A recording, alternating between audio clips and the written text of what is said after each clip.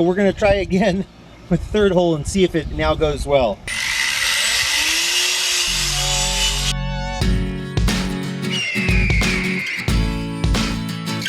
We just got my latest toy.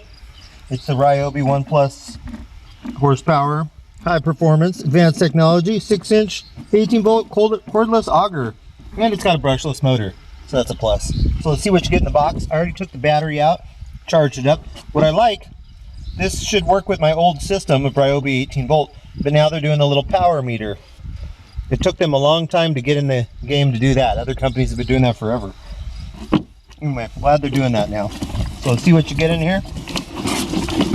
Here's the handle. And you can see this is slightly new. I mean, slightly used. They did leave the tag on to create the appearance that it's still new. So anyway, when you buy stuff on eBay, that's what happens sometimes. All right, so we got that little handle there. And this should be the blade, or whatever you call it. And this is pretty heavy. It's pretty good weight. I mean, I knew this thing would be somewhat heavy, but I thought it might be super light since it's part of this 18-volt system. So you pull the little pin out, just drop this guy in,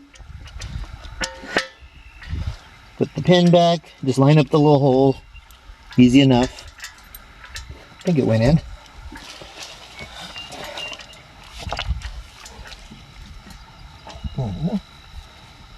Lock it down. Should be ready to go. Just pop on the battery. So it's got pretty simple. It does have kickback override, and then you've got reverse and forward. So let's give this guy a try. So let's put it on forward and see. I'm going to lift it off the ground.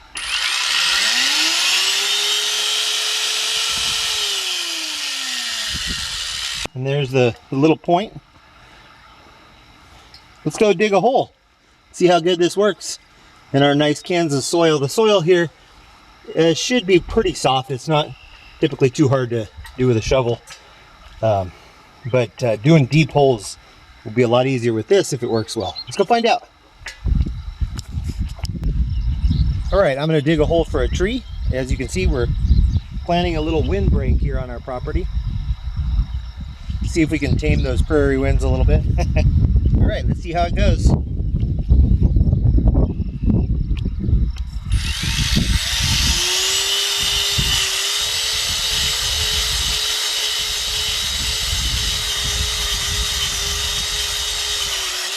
Whoa, that does buck quite a bit. It's really like trying to jerk me around here. But it is going in. Let's go a little more. And I do have the kickback override on. So even with that, it's still kind of bucking. Let's give her another go.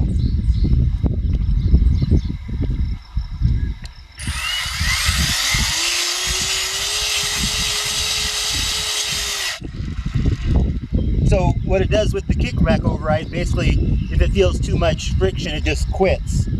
I still have the trigger pulled, but you see it just quit. So you kind of have to have the kickback off and just be prepared to let it go. Let's see, we didn't even get very deep yet. We're just like 2-3 inches down. And like I said, the soil is not too harsh here. So not sure on the quality of this. Let's keep going. I'm going to turn the kickback off. We'll see what happens here. I'm just going to brace it against my body, so if basically it's just going to slam into my leg and not, because if you're holding it out here and it doesn't kick back, it can jerk your arms real bad. So I'm going to use my upper leg here and brace it.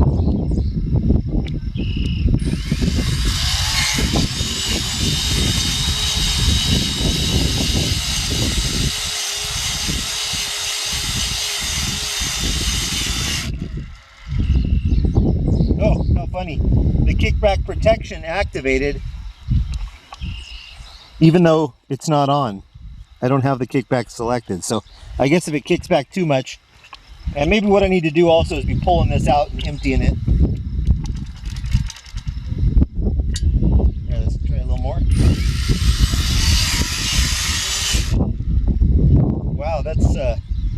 kickback is just activating way too easy.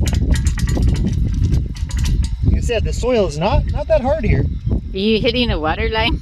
And no, I did get the lines marked. There's not supposed to be anything here. All right.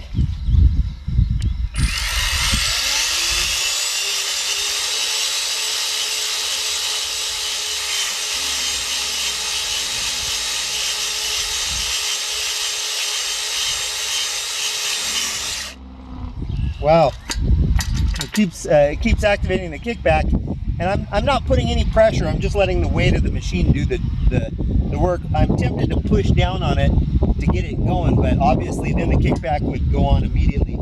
We are working our way down in though. It is getting a little deeper here.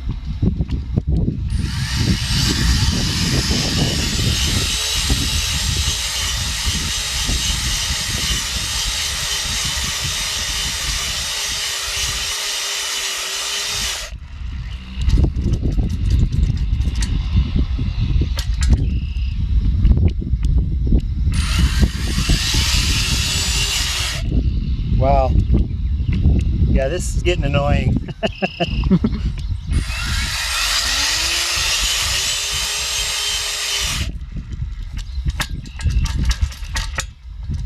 I guess maybe you just have to pull it out every few seconds and empty the dirt.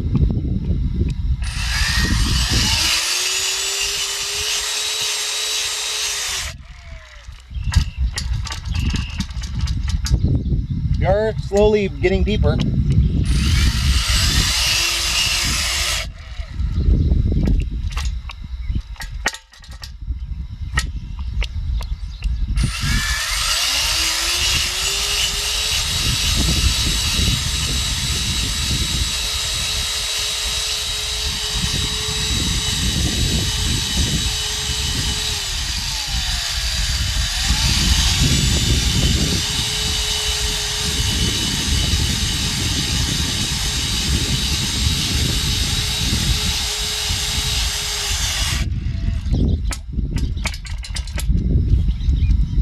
Let's see.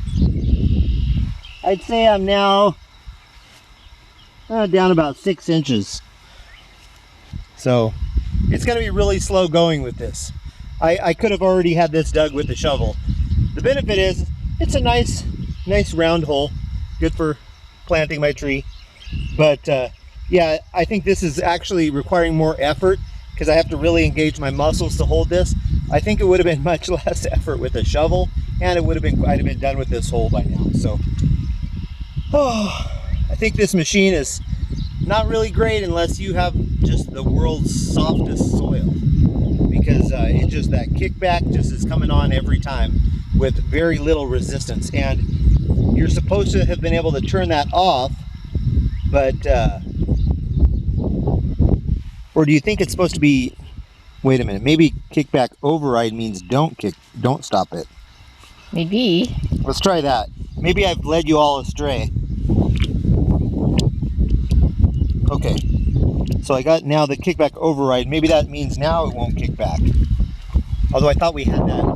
Well, let's find out.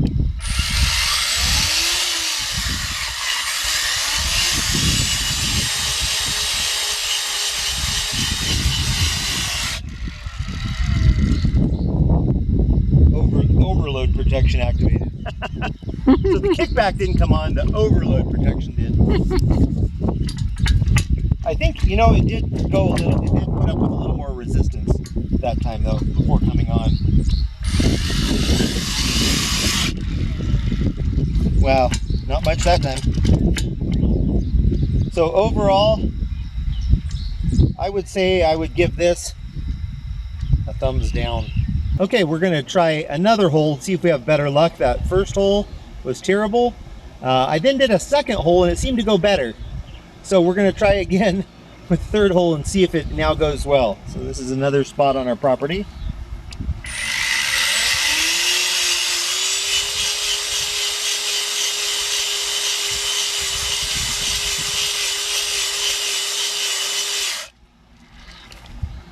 Okay.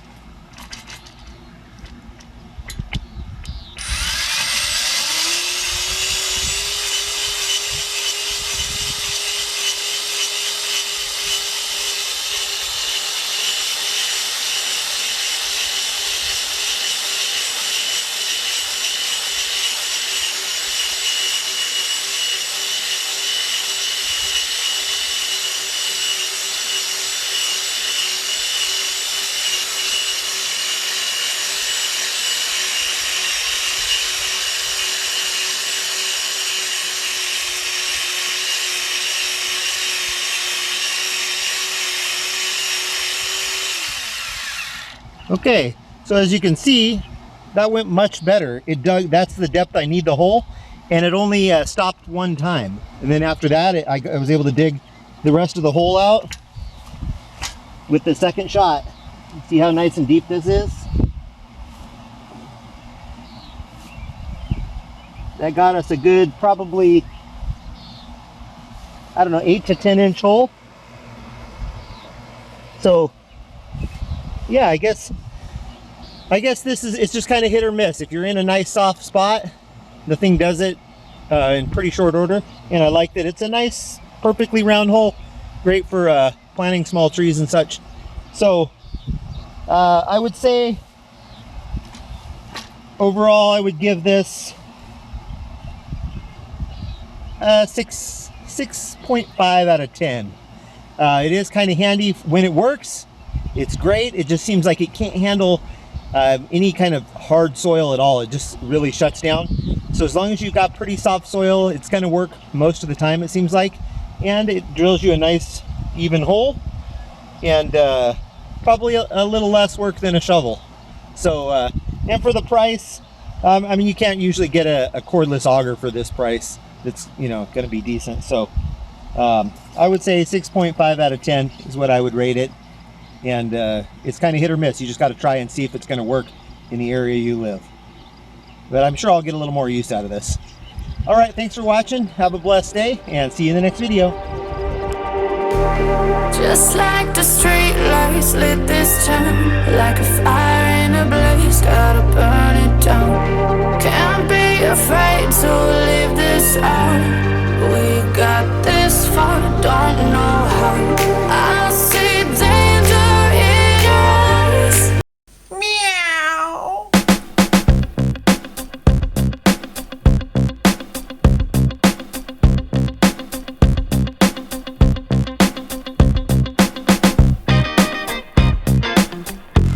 Hey, this is Craig from Captain America Projects, and today we're going to show you how to build this wonderful little back door awning, or it could be a front door awning, whatever you decide. This one's got nice 4x4 posts for support, and then it's just a basic, simple construction. It's a great way to keep your front steps dry and your doormat. So we live out here in the Northwest where it's very rainy, but many homes do not have a shade over their door. So you leave your doormat out there and it gets soaking wet all the time. So we're going to show you how to prevent that problem with a simple little awning. You can build this in probably somewhere between 3 to 5 hours, depending on your expertise. Very simple, easy to do. So come along with us and we'll show you how we did it. So a beautiful day like this in Oregon in the middle of winter can be a rarity. So we're going to take advantage to get this project done. So come along with us and we'll show you how to put up an awning. I've got a few other different styles of awning videos on our channel, so make sure to check those out as well for all your awning styling needs. Anyway, so this awning is going to be more of a tall awning. It's going to be roughly about 8 or 9 feet tall, and with a nice gradual slope. And this is going to be over a back door, but this could be nice for a front door. So here's our spot where we're going to put it up. Got all the materials laid out. So the first thing I did was dig the holes out for the support beams. And what I did is I measured about 3 feet from the house. That's about 3 feet to the edge of the hole. And then I started there and then just dug away. And this doesn't have to be precise, the distance apart, and I'll show you why later. So I measured each of those 3 feet, then I dug them down. Then to get them level, what you want to do is have a 2x4, and you put it on each one right in the metal rack there, and then you use your level and make sure it's nice and balanced. We got a nice good balance here, because especially with our yard, since we're doing this, each side of this flower bed is not even. So you want to make sure it's level because you want the posts to be relatively level. Next thing we did, we took our support beams,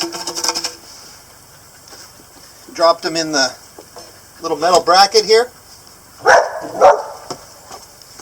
and we took our drill, get that extra we took our drill and started the hole while it was in there. I just drill it just a fraction of an inch, and then I take it out, find a nice flat surface to lay it on, and then I drilled the rest of the way through. I had a thicker drill. You want to make sure, these are the bolts we're going to use, so you make sure it's big enough for the bolts. So by laying it on a flat ground, you can concentrate on making sure it's a straight shot all the way through. It's very important to make that a straight shot because it's got to come through these little holes on either side of the bracket. And so if you don't get a very straight shot, you're gonna run into problems later. All right. So next step is you're going to need a partner for this. So I'll go ahead and get my partner, and we'll get started putting this up. What you want to have ready is you want to have both of your support beams ready to go with the holes drilled already. You want to have your bolts ready, and then you want to have your 2x4s that are going to connect to the house ready. I got those here. And what I did here, these are each, I cut these each 4 feet long. It's just an 8-foot 2x4 cut in half. And then I cut a 15-degree angle on each end. The 15-degree angle is just, that's the slope I want coming off the house. You can adjust your angle on whatever depending on the slope you want. So you want that to sit flush on the house and have a nice angle for the water and everything to run off of. So you want to have all of these things, right, especially if you're like me, you're working with just one other partner. You want to have all your stuff ready to go, because this next step, you got to kind of do that really quickly all together. So I got my support beams here. I'm going to put them kind of in arm's reach. Got my 4x4s, and this is very important. You want to have your screwdriver ready to go. I'm going to go ahead and put a screw in there so it's all ready, fired up and ready to go. Alright, let's go ahead and get my partner and we'll get started on the next step. All I need now is a lovely assistant. Bring me a lovely assistant, please. Boom, there we go. Alright, so we're going to have her hold these beams while I fasten them in.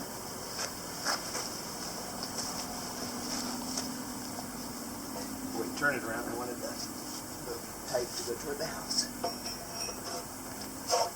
ahead.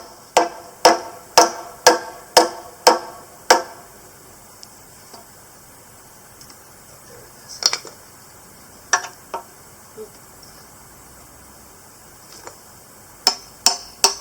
It's good to have a hammer to kind of help these in if your hole is a little tight.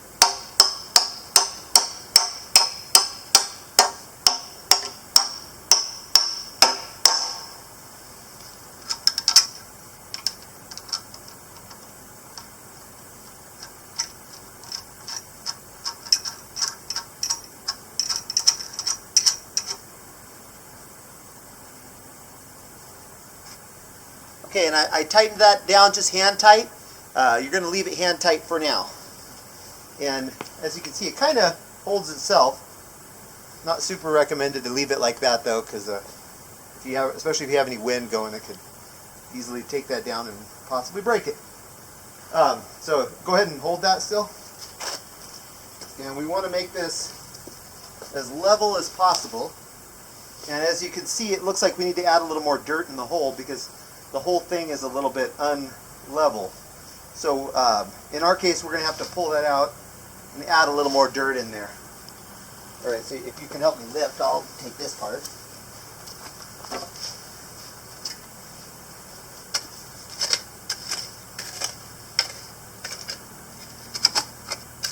So I'm just going to move I got some loose dirt in here to help me balance it. So just going to move that around a little, put it on the lower side, and then we'll try her again.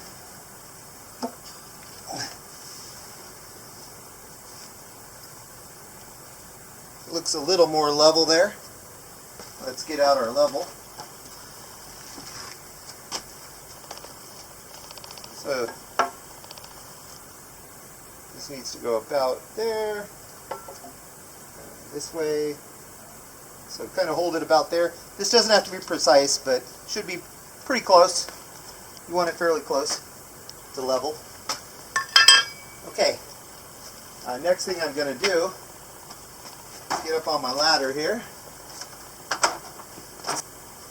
I'm going to first go up here and eyeball this.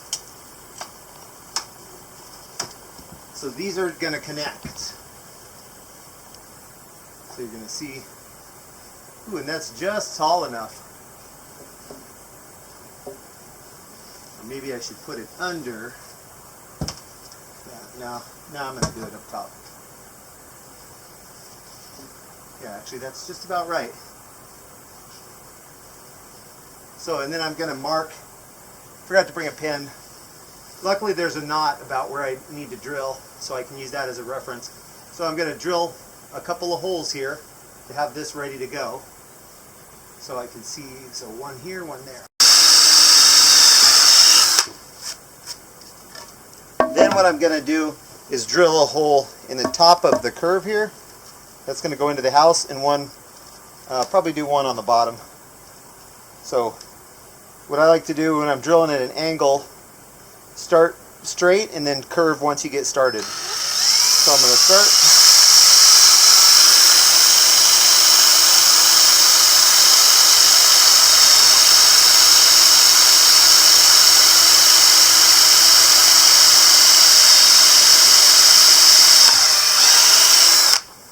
There we go. And yeah, I'll go ahead and put one screw on the bottom as well. It's probably easier actually if I start at the end of the board. It's a little softer that way.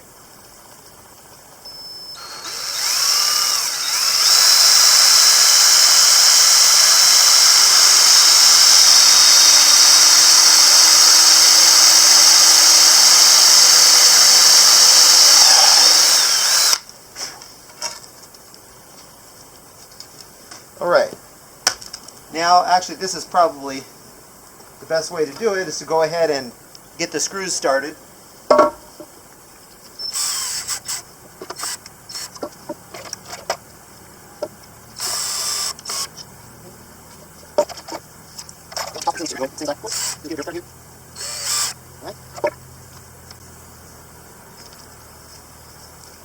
Alright, up the ladder we go.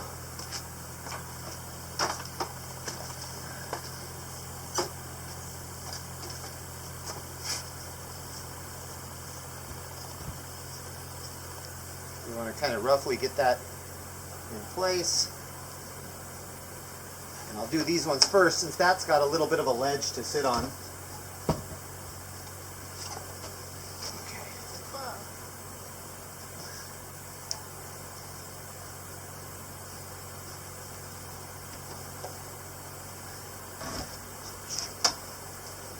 Should we hold that until you're ready? I don't know how that would work. It's best if you just hold this steady. Okay. If this is steady, then it helps support you. Actually, I'm going to have to redo one of those holes.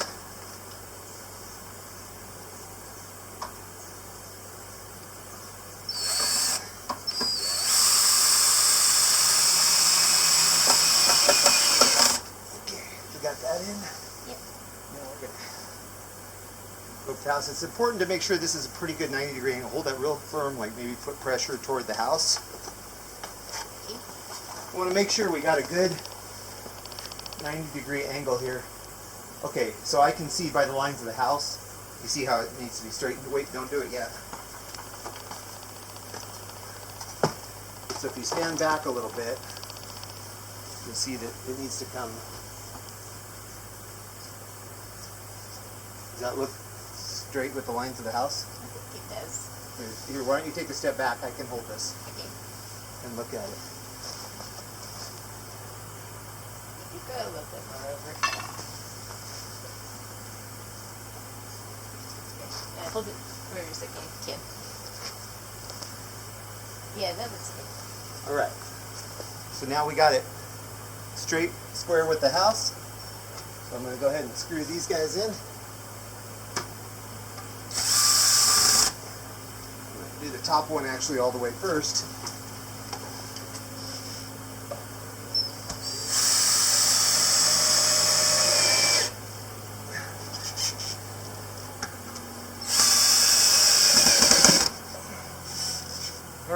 should hold it fairly steady while you get the rest done. I'll go ahead and screw this. It actually looks like it'll be okay.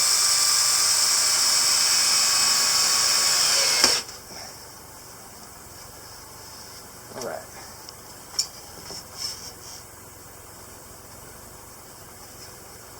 I'm going to actually do a third screw there. Real quick.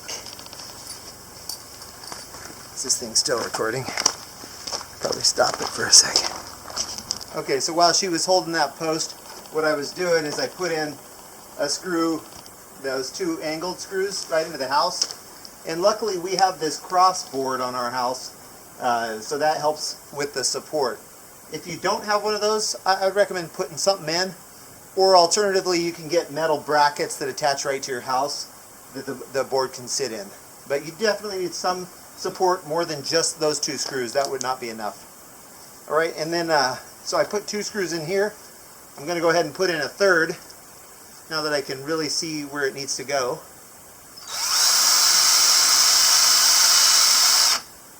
Actually, we forgot to check that for level. Can you grab that level, please? It's pretty dark close. Okay, yeah, we'll leave it. It should be okay. Even.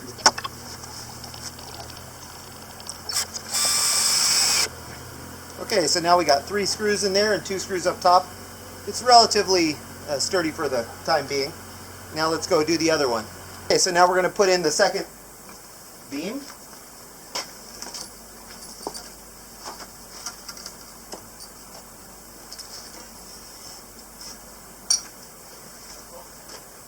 Hopefully I got my hole drilled straight. The other one seemed to work out fine.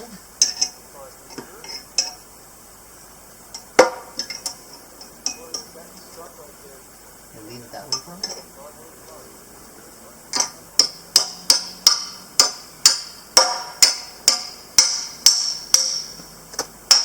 Woo! Barely made it. Started to catch on the metal. I must have been a little off on that one. And then once again, you're going to hand tighten this only. Put on the washer and the nut.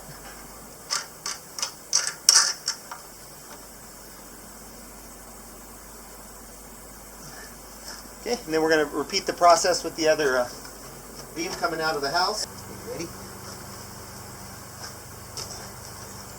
Okay, I could tell by looking that that wasn't even close to level. Or at least vertical with the house, I should say. So we're going to put in some dirt here on this side of it.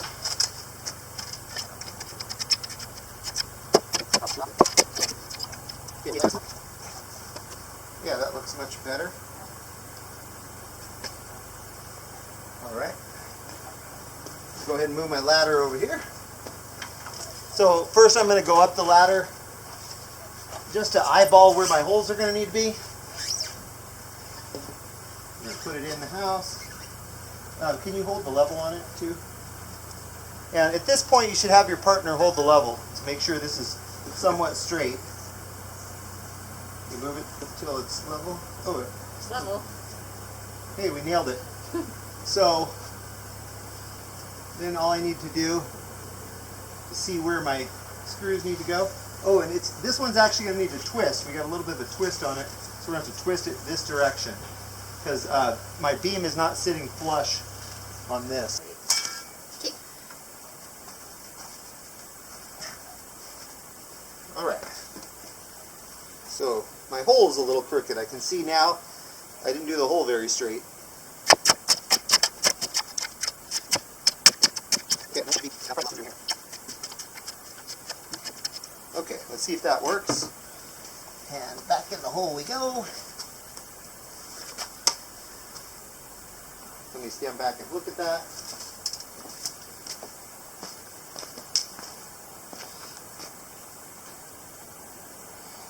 Okay, I think we went a little too much, but that should be easy to, there. Probably about that. That looks pretty close. Okay, make sure your assistant has their level handy. You're going to go back up on the ladder.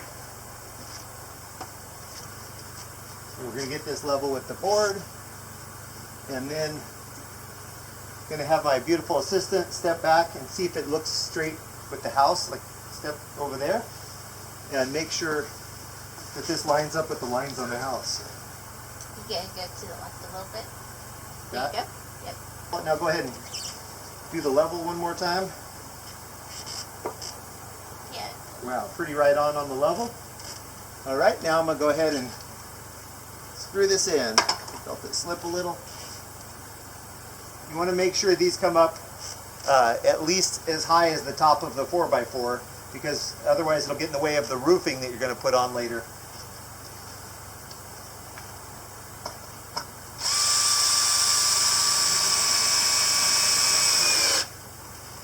Okay. Can I keep pressure on that toward the house?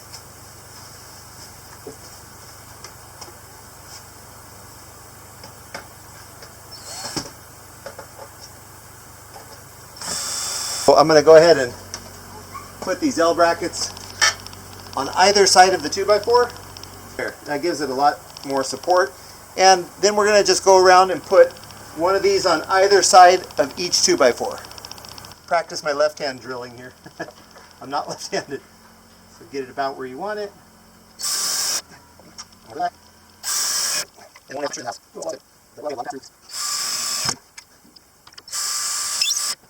Okay, now we're going to put in our final L bracket.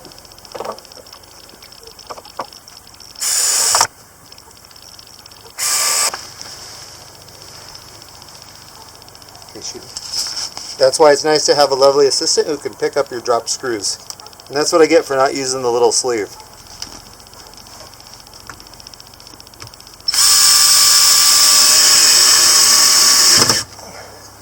Bam! L bracket's done. Now we're on the next step, which is a very important one because this is going to tie the whole thing together. We're going to put our cross beam that's going to join all this stuff. So I'm going to go ahead and mark it and pre-drill the holes, and then we'll go ahead and put that up. And let's get to it. So on this next step, you're going to have your lovely assistant, or your ugly assistant if that's what you got, hold the board up. Any assistant is a good assistant. So you have them hold it up, and we took the measurement, and basically to be centered, this needs to stick out 4.5 inches on either side.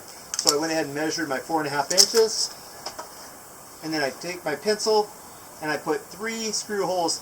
I kind of stagger them in different positions. You don't want screw holes in line because it could eventually split this 2x4. So I got one here, one here, one here. Now I'm going to switch places with lovely assistant. Sneak a kiss as you pass. And I'm going to do the same thing over here. This doesn't have to be perfectly level for this step, but try to have it somewhat level so when you slide it up into position it'll be in the right spot. Same thing, I'm going to put one screw there, one over here, and one down here. Alright, so once you do that, go ahead and bring her down, and then we're going to pre-drill our holes. Here comes little kitty cat to help us out. She's always good at helping with projects. Not gonna show the key. Okay. You starting to with me?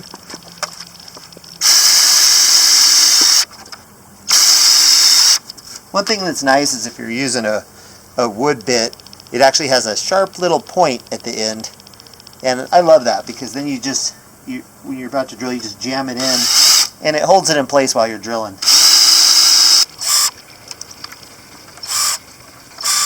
So next we're going to go ahead and mount that crossbeam. So summon your beautiful assistant. Woo! And then they can hold one side while you hold the other.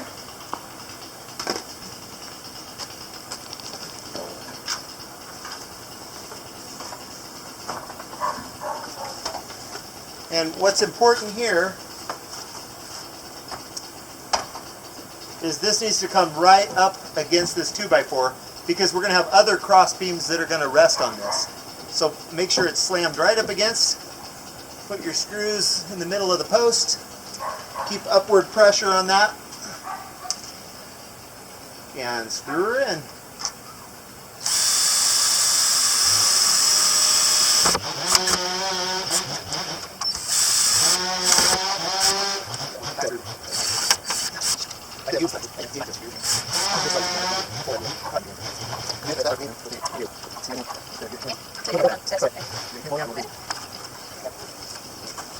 So actually the best thing to do is just put one screw in there and then come over here and do the other side. So if you need to move it, you can.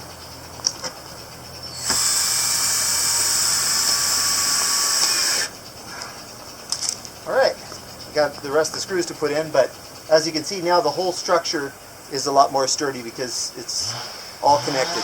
I'll be using 4-foot by 2-foot panels for the roofing, so I need one of these every 2 feet. So I went ahead and cut these. These are all 4 feet in length with a 15-degree angle cut on one side, just like I did on the other ones. And a 15-degree angle cut on one end, just like I did on the other ones. So next I'm going to go ahead and pre-drill them and put my screws in to have them ready to go. Sorry about the noise, but my neighbor is thinning out his forest. Alright, so I'm going to go ahead and pre-drill all these. Remember, this is the 15-degree angle cut.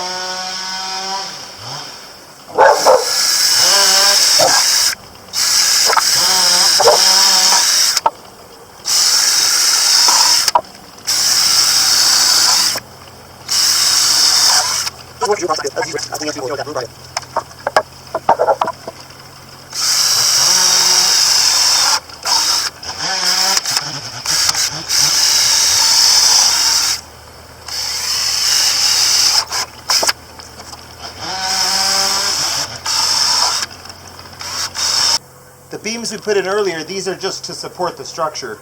They're not really positioned in a way to support the roof. So all the beams now I'm doing are going to support the roof. So you want those exactly 2 feet apart. So this needs to come right at the edge of the board here. So this should be flush. And now what I'm going to do at this end is I'm going to drill through here up into here, and that's where I'm going to put the screw to secure that.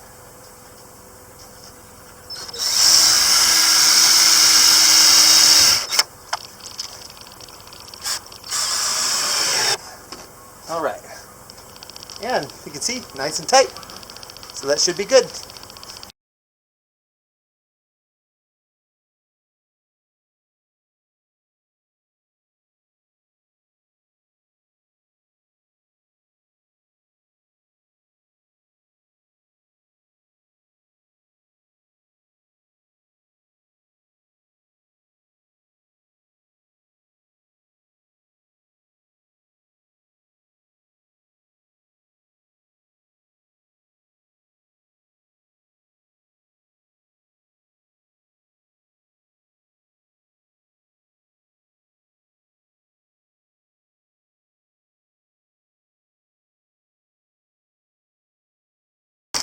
Bam!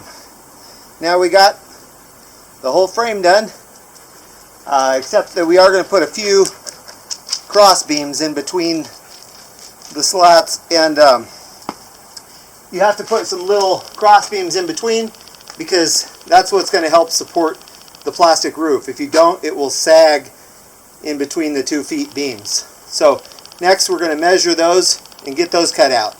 So next we're going to take our measurements and put in our little cross beams that go across this way, and I'll probably do 2, one about there and then one down here near the end too, and you'll stagger them on either side. You'll see why. It's so you can screw them in. So let's go ahead and get those measured and cut and put those up. Okay, so now we're going to take the little measurements for the inside pieces. I'm going to start with the big pieces, and I'll do these little pieces at the end so I can just use scraps that I have left over. So, just going to measure inside to inside. So those first 2 are 13 inches.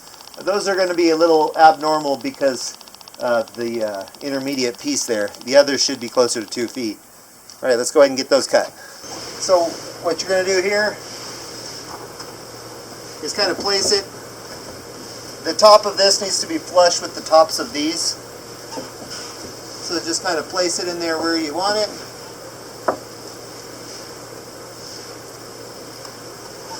And then you're going to pre-drill from the outside of the 2x4s.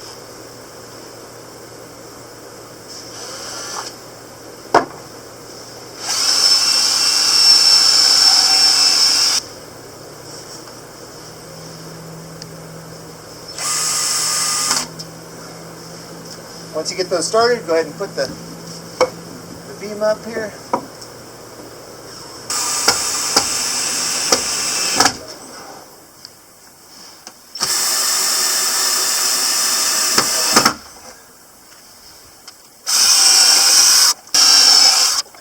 So as you can see, the gap between these is so small, you can't really get your drill up in there. So for these ones, you just angle them. These two are going to be just angled, so you just drill them at an angle from the bottom, and then angle this one from the top down.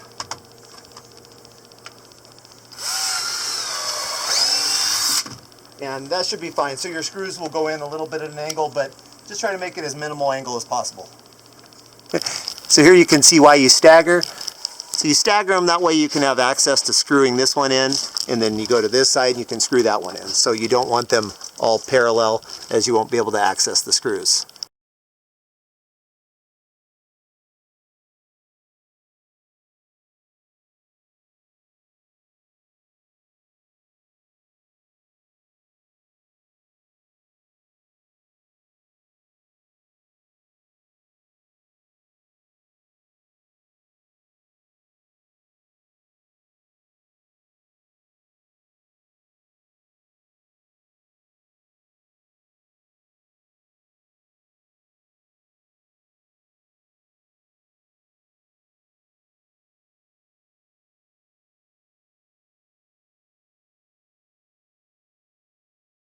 Our roof panels, we want 4-foot panels.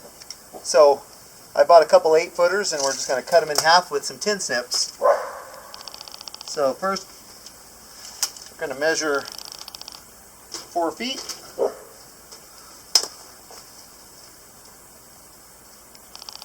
I'll mark there.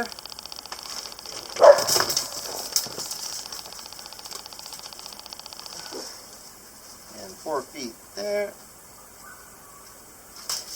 Draw my line.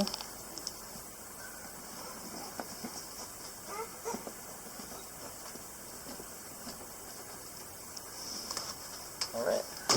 I'm going to see if I can't cut through 2 of these, because these are made to cut metal, so it should cut through plastic. Should be able to cut through 2 sheets pretty easy. Well, here we go.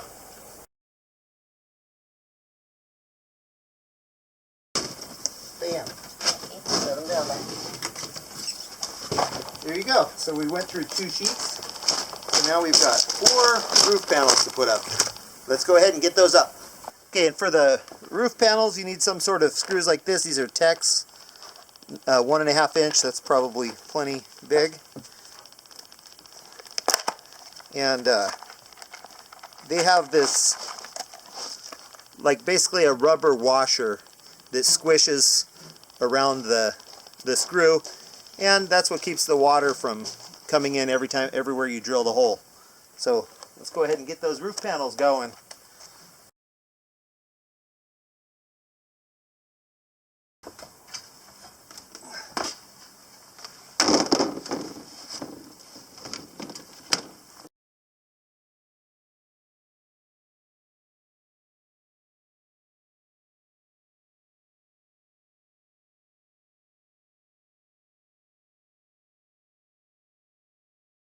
And these screws, you just put them just randomly every little bit, every foot or so. It doesn't have to be precise, just enough to hold it down if the wind blows it up from underneath.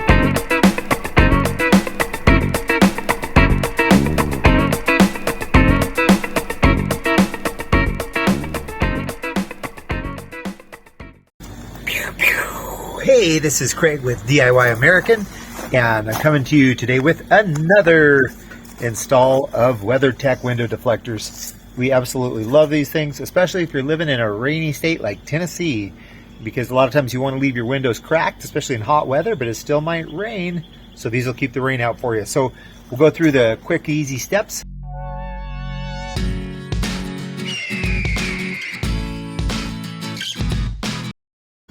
First thing you do is roll your windows halfway down, and it's best to make sure your windows are nice and dry and clean. So the first thing you want to do is this sets on the outside edge, so don't try to tuck this down in there. It just is going to set on the top. So you're going to just tuck that in, see, make sure that's sticking out. Then you're going to bow it like so, and it feels like they're going to break, but they won't break. They're very strong. And then you tuck that in, and then you go back and you work from front to back, and you tuck this little sucker in there.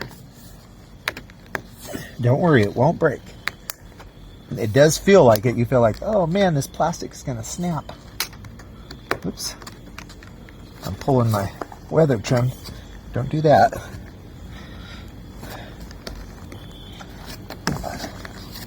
I got it tucked in too much.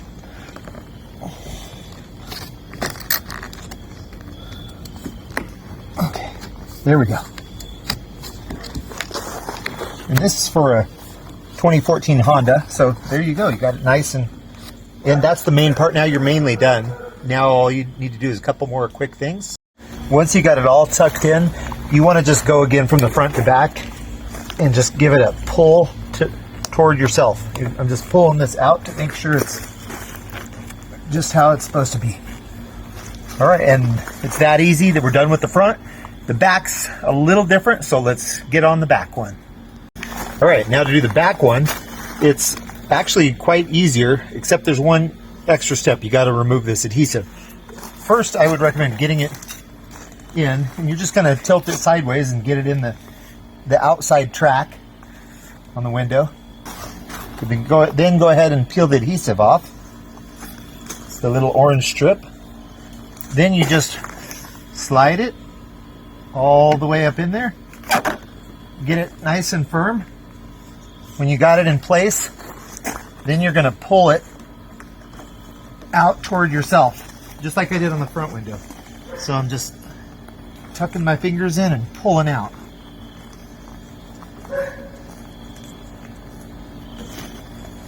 All right. Okay, now you're on to the final step to make sure these stay just how you want them. Now the final step, and you want to do this with all the windows, is you're going to slowly roll the windows up and down 5 times to make sure that everything's nice and snug. So get it up, you can go full speed and then go slow when you're near the top.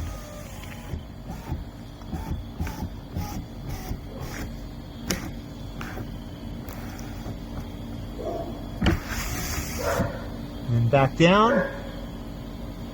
And just repeat this 5 times.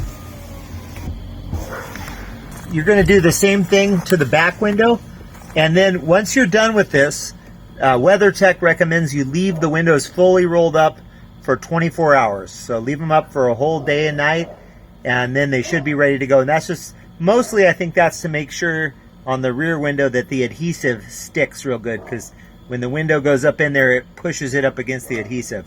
So make sure to leave them up for 24 hours. But you should be good to go, so easy peasy, and then enjoy your weather strips. Thanks for watching.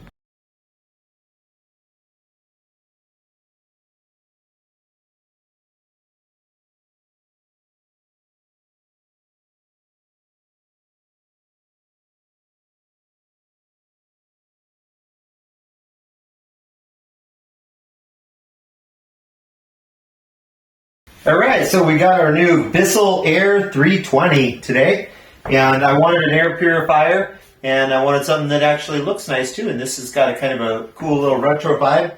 So we're going to unbox this thing and check it out, see what's going on here. They did some weird packaging, don't know why.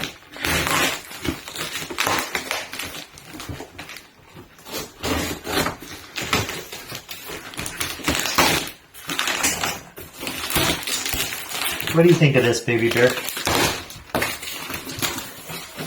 Got the manual. Got some good packing going on there. And here is the device itself.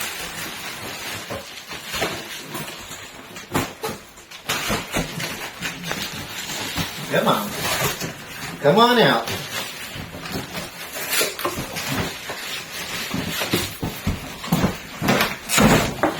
There we go. There she is. As you can see, it's not too heavy. Kind of big and bulky compared to, like, we used to have a little round tower. It's a lot smaller. Has this nice, like, carpeted thing here. And what I like is it has the mid-century style with the legs and whatnot. Thought it would make a good appliance where you can have it in your living room and it doesn't look ugly or weird, like my wife. Just kidding.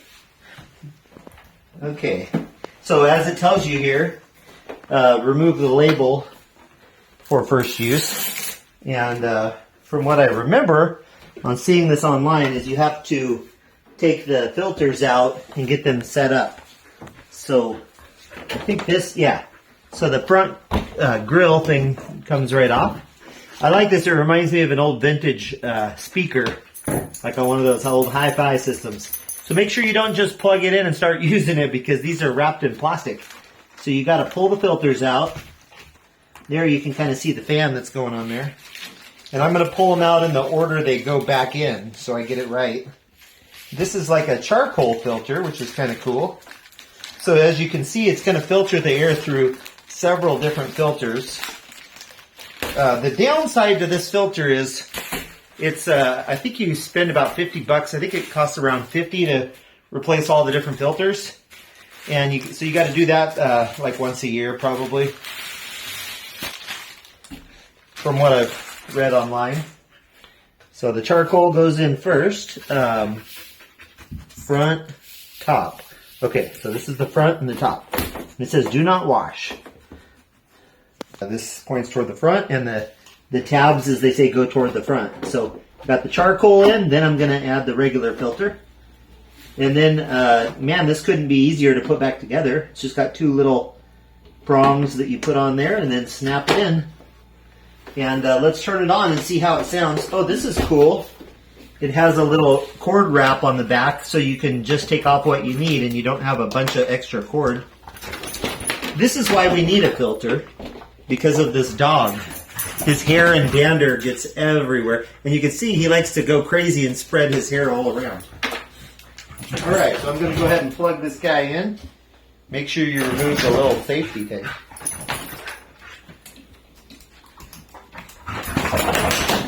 And let's turn her on. Ooh, did you hear that? I haven't even touched it yet. And the little thing came on, so.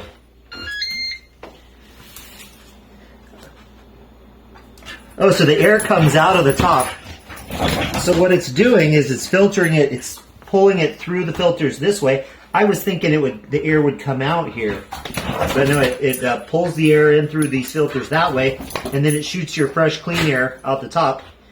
It's got a number 13 here. 12. Oh, we went to 12. So this 3-digit display here is the air quality. And page 6 will tell us more details. And then you push this button to change the fan speed. There's 5 different speeds. There's also a night mode, which will either turn off or dim the lights. Oh, the lights will turn off, so they don't keep you up at night, which is handy. I hate appliances that are bright at night in your room when you're trying to sleep. So it says here, 002 is good air quality, 139 is moderate, 457 is poor. Those seem like very random numbers. Why couldn't they do like a scale of 1 to 10? I guess it's a scale of 2 to 457. It's like particles per square inch or whatever. Right. And then let's see the different loudness levels of the... Oh, wait, that just turned it off. Do you twist it? Maybe. Let's wait for it to come. Okay. Oh yeah. Oh yeah, and see there's little lights showing 5 different levels. And if you can hear that, this is the fastest. It's somewhat loud, but not bad. Not ridiculously loud. And then I'll show you level 4. It's level 4 there. And then let's go down to level 3. That got real quiet. 3, it's just I could sleep with that sound. But let's go down to 2. Wow, level 2 you can barely hear it.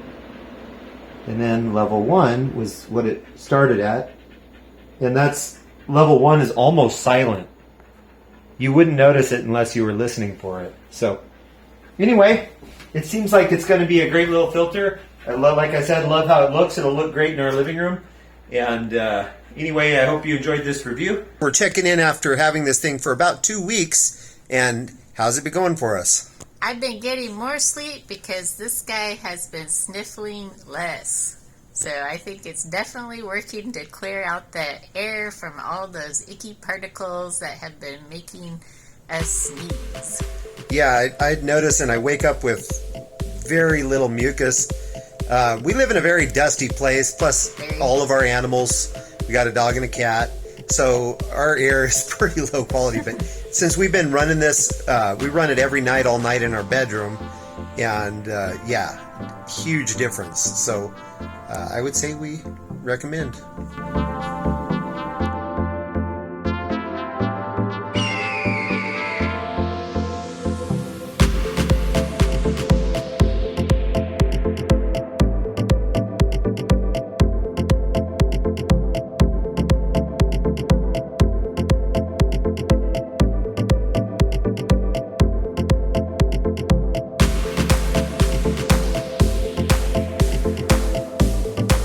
Howdy y'all, I am super stoked because FedEx just stopped by my place and got me my setup for my Insta360X3. This is a game-changing camera. If you haven't seen the videos for these online, there's so many neat creative things you can do with this camera. And this is the stuff I recommend to get with it. So with your X3, you're going to want an extra battery. So make sure you get an extra battery. The batteries in these actually have really long life.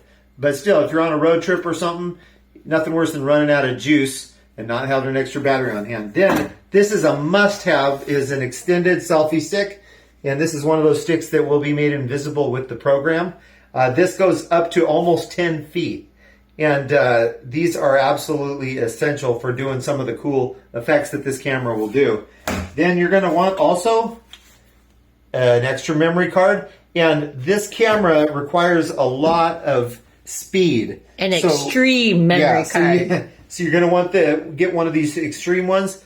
At B&H right now, they're on sale. It was like $20 for 256 gigabytes. And what's the most important is the speed right there. It says V30.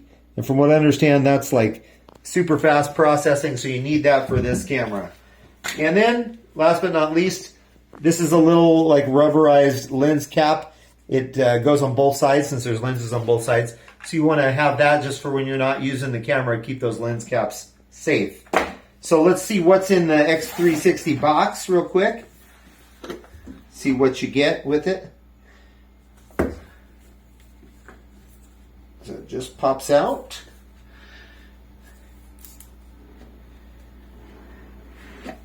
Oh! Wow, you know, this is actually much smaller than I anticipated. When I see pictures of it online, I don't know, for some reason it looks larger, but that is tiny. So you got, I'll pull out this little box first, see what we get in here. In here we get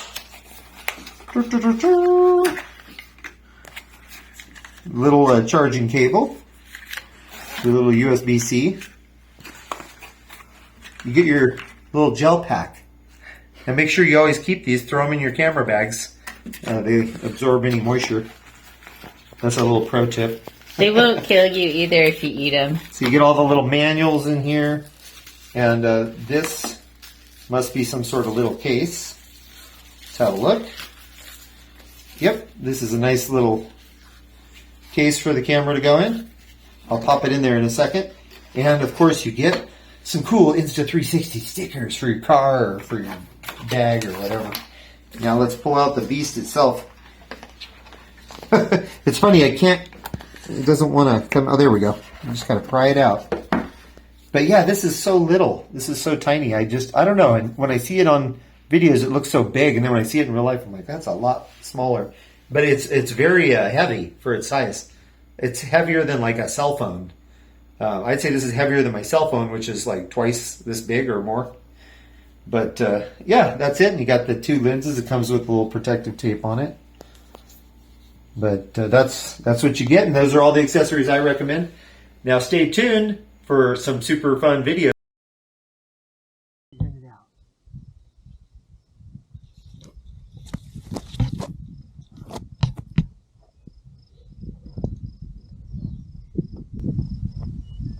Hi, I'm Craig, and this is Corrine over here, and welcome to another edition of Little Podcast on the Prairie. And today we are going to be shooting as we walk on the prairie.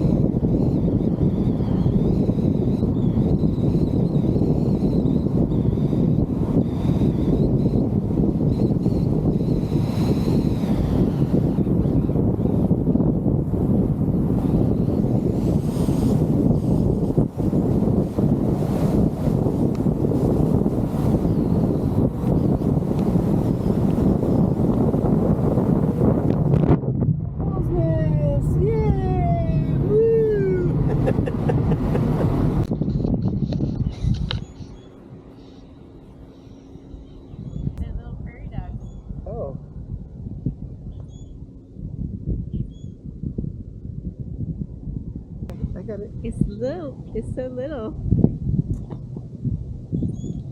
And it's spotted. It's so pretty.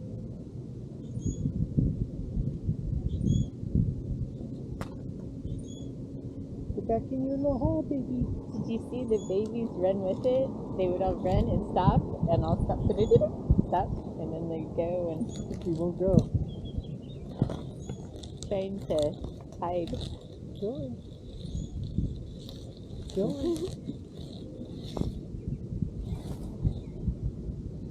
Here hole. Oh, there it goes. Move down into the hole. Probably attack it. No, they're way down in there. Hope this isn't scratch it. That's as far as I'll go.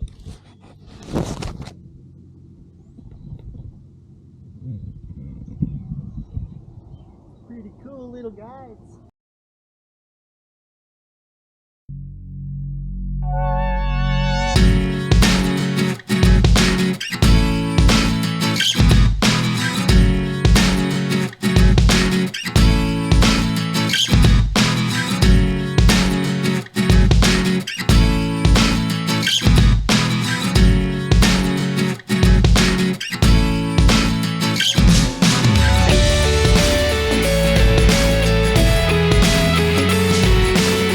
Hey, Craig here. Today I'm going to get you up and running with your new Cobalt 40 volt max chainsaw.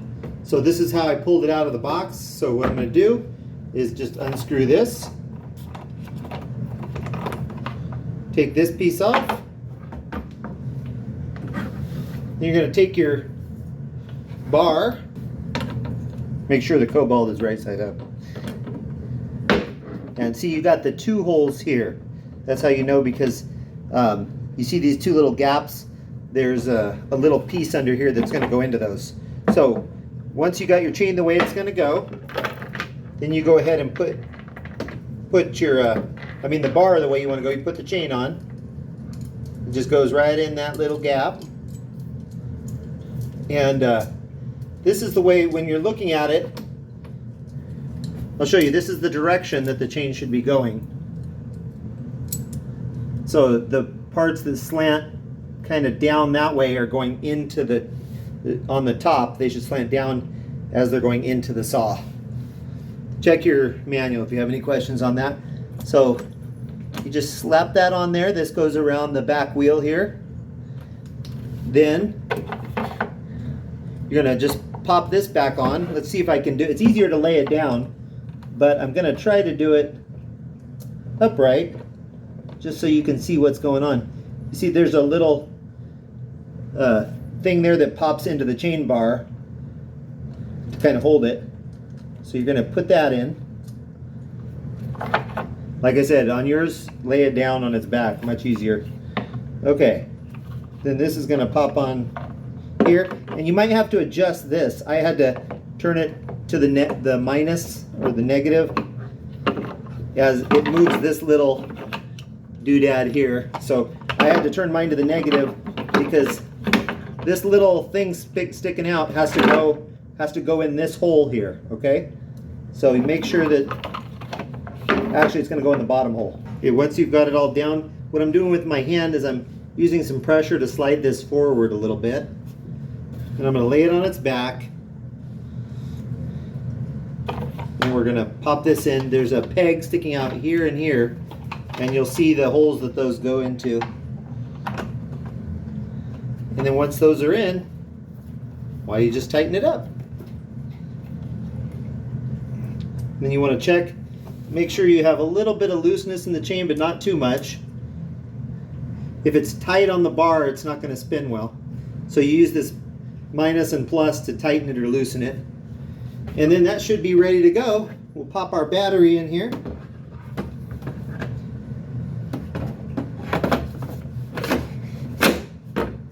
And fire it up. Well, that's disappointing. Oh, make sure you turn the safety off. I didn't realize this had a safety. So there you go. That pops, makes a little snap. There you go. And then before you operate it, make sure you put in your chain oil. You don't put in chain oil, you're going to ruin this thing. So open this guy up and fill this little reservoir with your chainsaw oil. All right, hope this helped. Have fun sawing out there. Be safe. Always wear protective gear. Thanks for watching. Have a blessed day.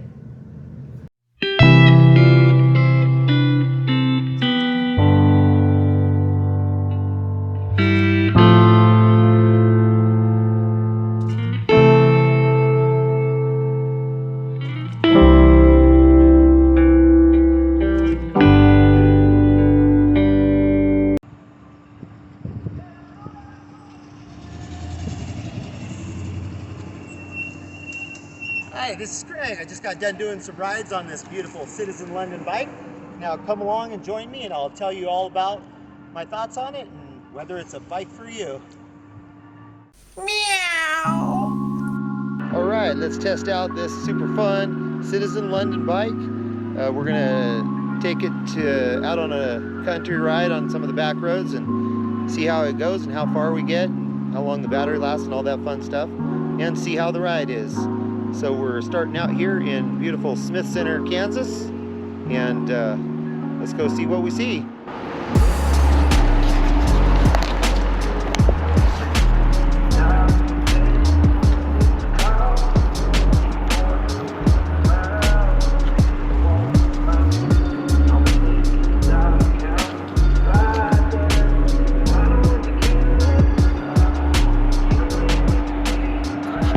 I'm here on the Citizen, and Corrine is on the electric XP 2.0. Watch out for a review of that coming soon. Here we go.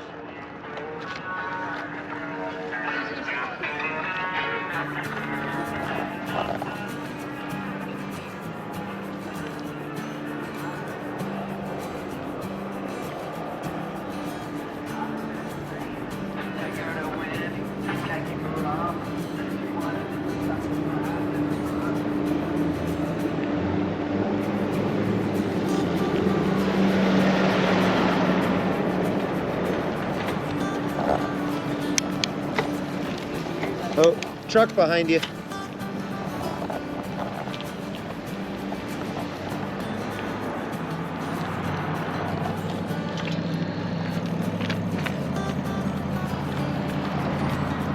Going down to 281.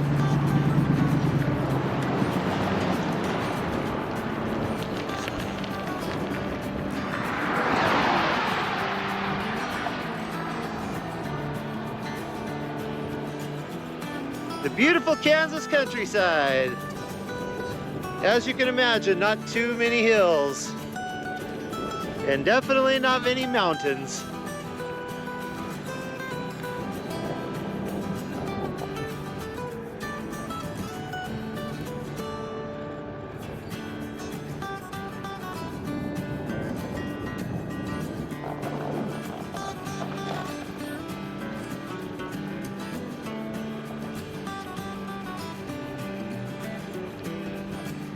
So one thing I want to mention is I sprung for the premium seat, paid a little extra, and in my opinion, it's not that comfy. It kind of makes me wonder what their standard seat feels like, because it's not the worst seat, but not the best seat either. So anyway, you may just want to, if you get this bike, you may want to just get the standard seat included and then buy your own cushy seat later if you're into comfort like I am. Comfort is king.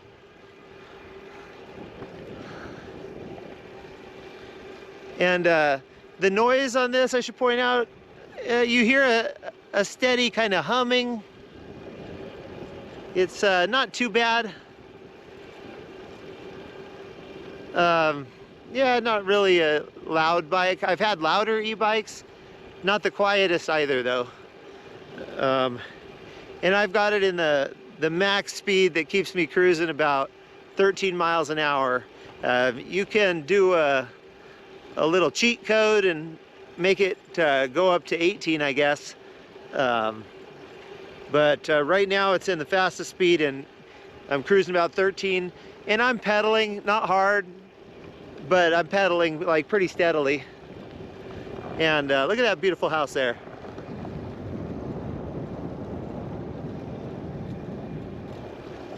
There's Polsmus.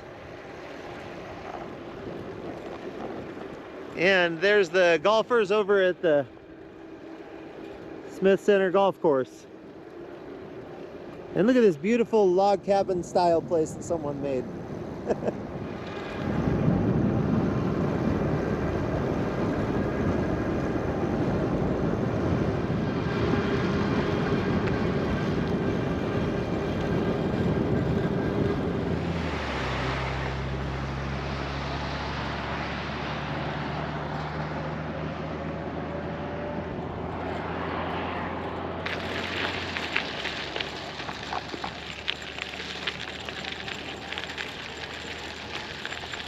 Doing a little off-road in here. Does this look decent? Hey. What do you think? Yeah, all right, let's try it.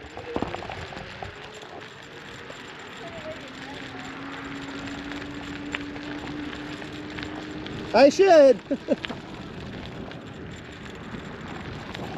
So now we're trying the crazy back dirt roads. Oh my goodness.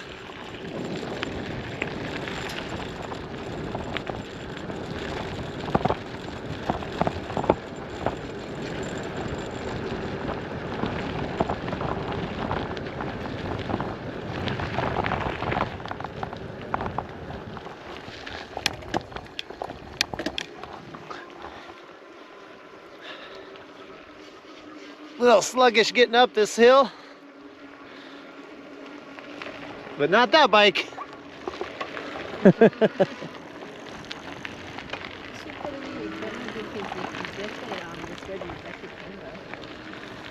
Well, these are supposed to be pretty tough.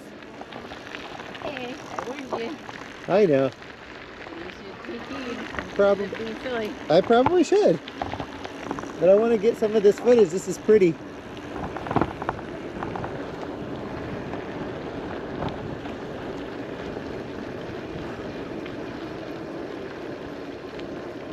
You got to be careful going over these hills because a truck could come going, you know how fast.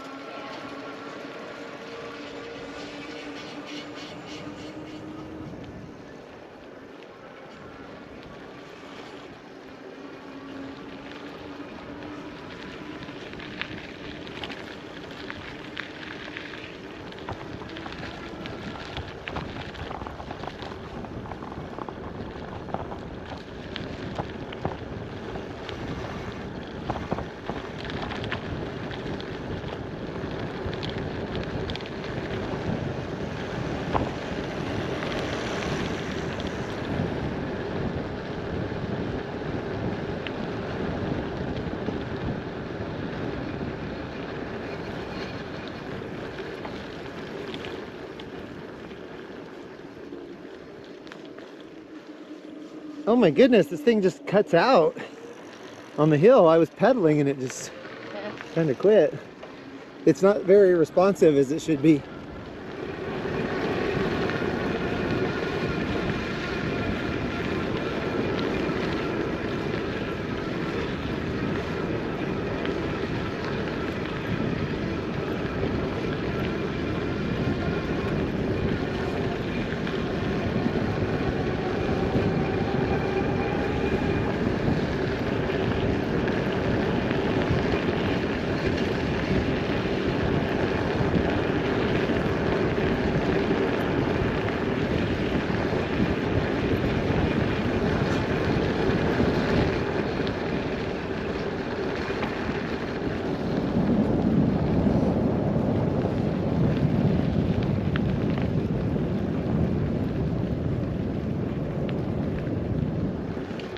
This bike is very unresponsive when you're on hills. Like, I had to throttle because I was pedaling and it just wasn't kicking in. I think the Frisco, their last bike, was better. Whoa! I almost hit some cow pies there. There's corn-fed Corrine. No, you're tough. You're healthy. Yeah, it's not going at all because I don't hear a sound. I'm gonna turn it off and back on and see if that helps. Because it is giving me no assist at all. There, I think it's giving me a little.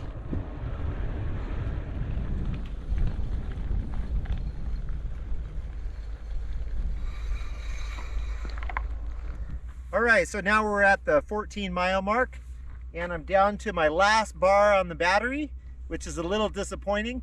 We did end up doing a little off-roading here, but the road is pretty solid, so it's not like gravel or anything, so the bike should get good grip. It shouldn't affect the mileage too much. We have had a few little rolling hills, but nothing major, no big mountains to climb. So 14 miles, 1 bar left. Let's see how far we can go. I guess I gotta throttle it. I'm really upset that the pedal assist isn't working. It's like it's not working at all.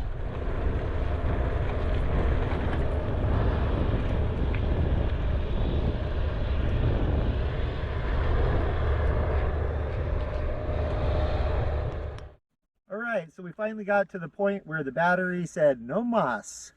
And that was just under 18 miles. We got almost 18 miles out of it.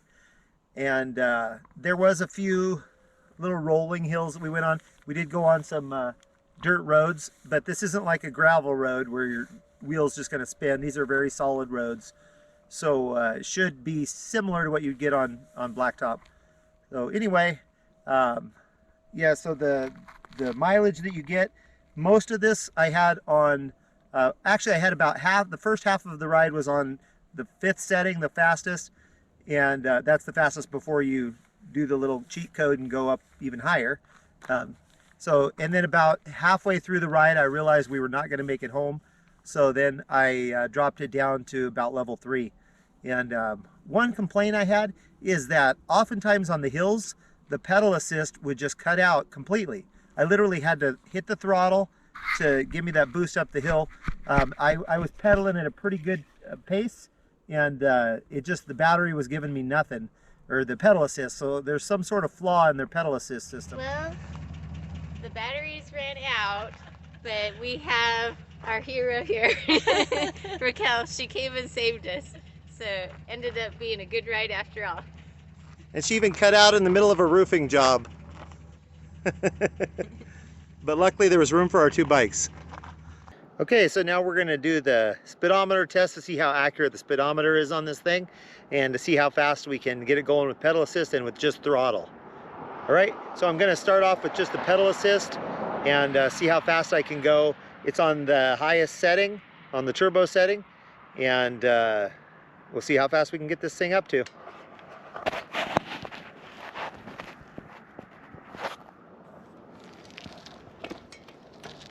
Oh. And for comparison, so we can see the accuracy, I got my Asunto watch, and this is a GPS watch, so this is going to be providing very accurate readings. So we'll compare that with what's on the computer of the bike here. All right, here we go.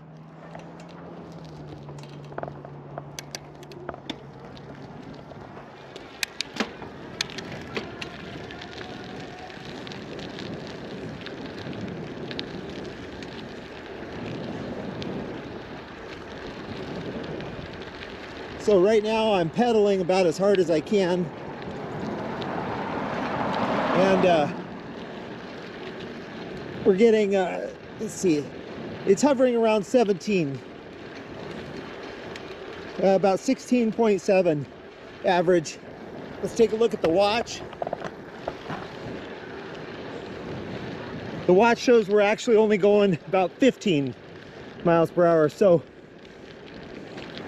the speedometer is definitely off by about a mile per hour, between a mile and 1.5 miles per hour.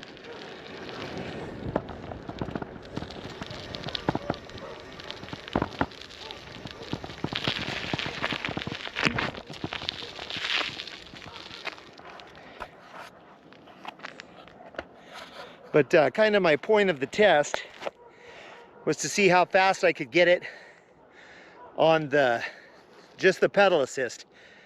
And so it looks like I was doing the accurate reading about 15 miles an hour, and that's pedaling about as hard as I can on flat ground here.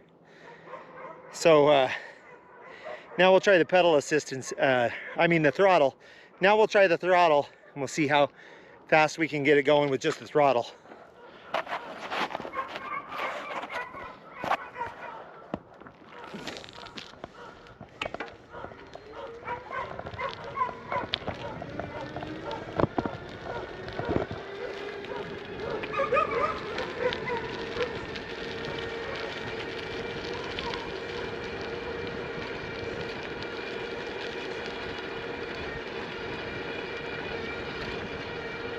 Okay, so according to the computer on the bike, we're doing between 18 and 18.5. It did slip into 18.7 for a second. According to my watch, we're only doing 17, right around 17 miles an hour. So it looks like full throttle, you're gonna get about 17 miles per hour. And like I said, the bike's computer is 1 mile per hour to 1.5 miles per hour off on the speedometer. So it's gonna show you're going faster than you're really going.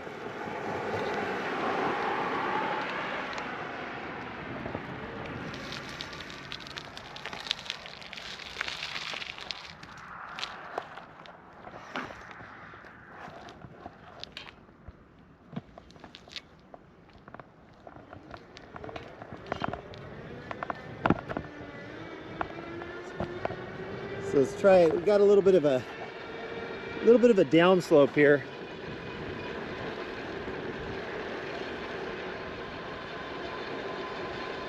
So once again, the computer on the bike shows we're doing 19.8. The GPS says we're only doing about 18, 17.9, 18.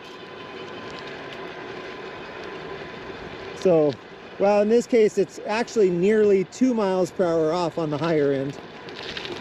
So speedometer is not very accurate, even though it is set for the correct pedal size, for the correct wheel size.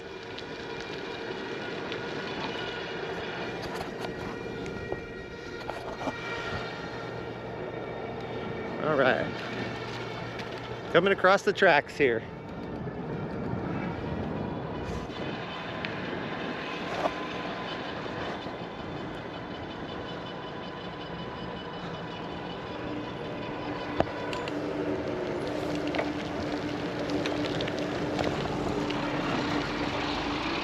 All right.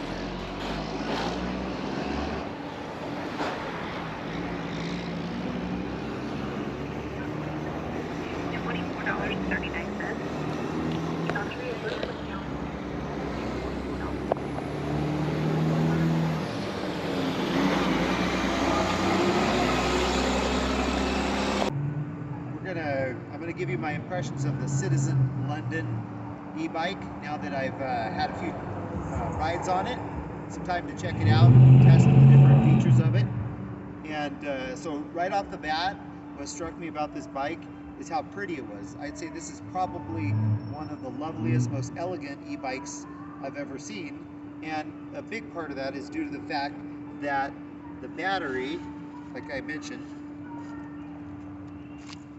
the battery is inside the down tube, and there's the power cable. And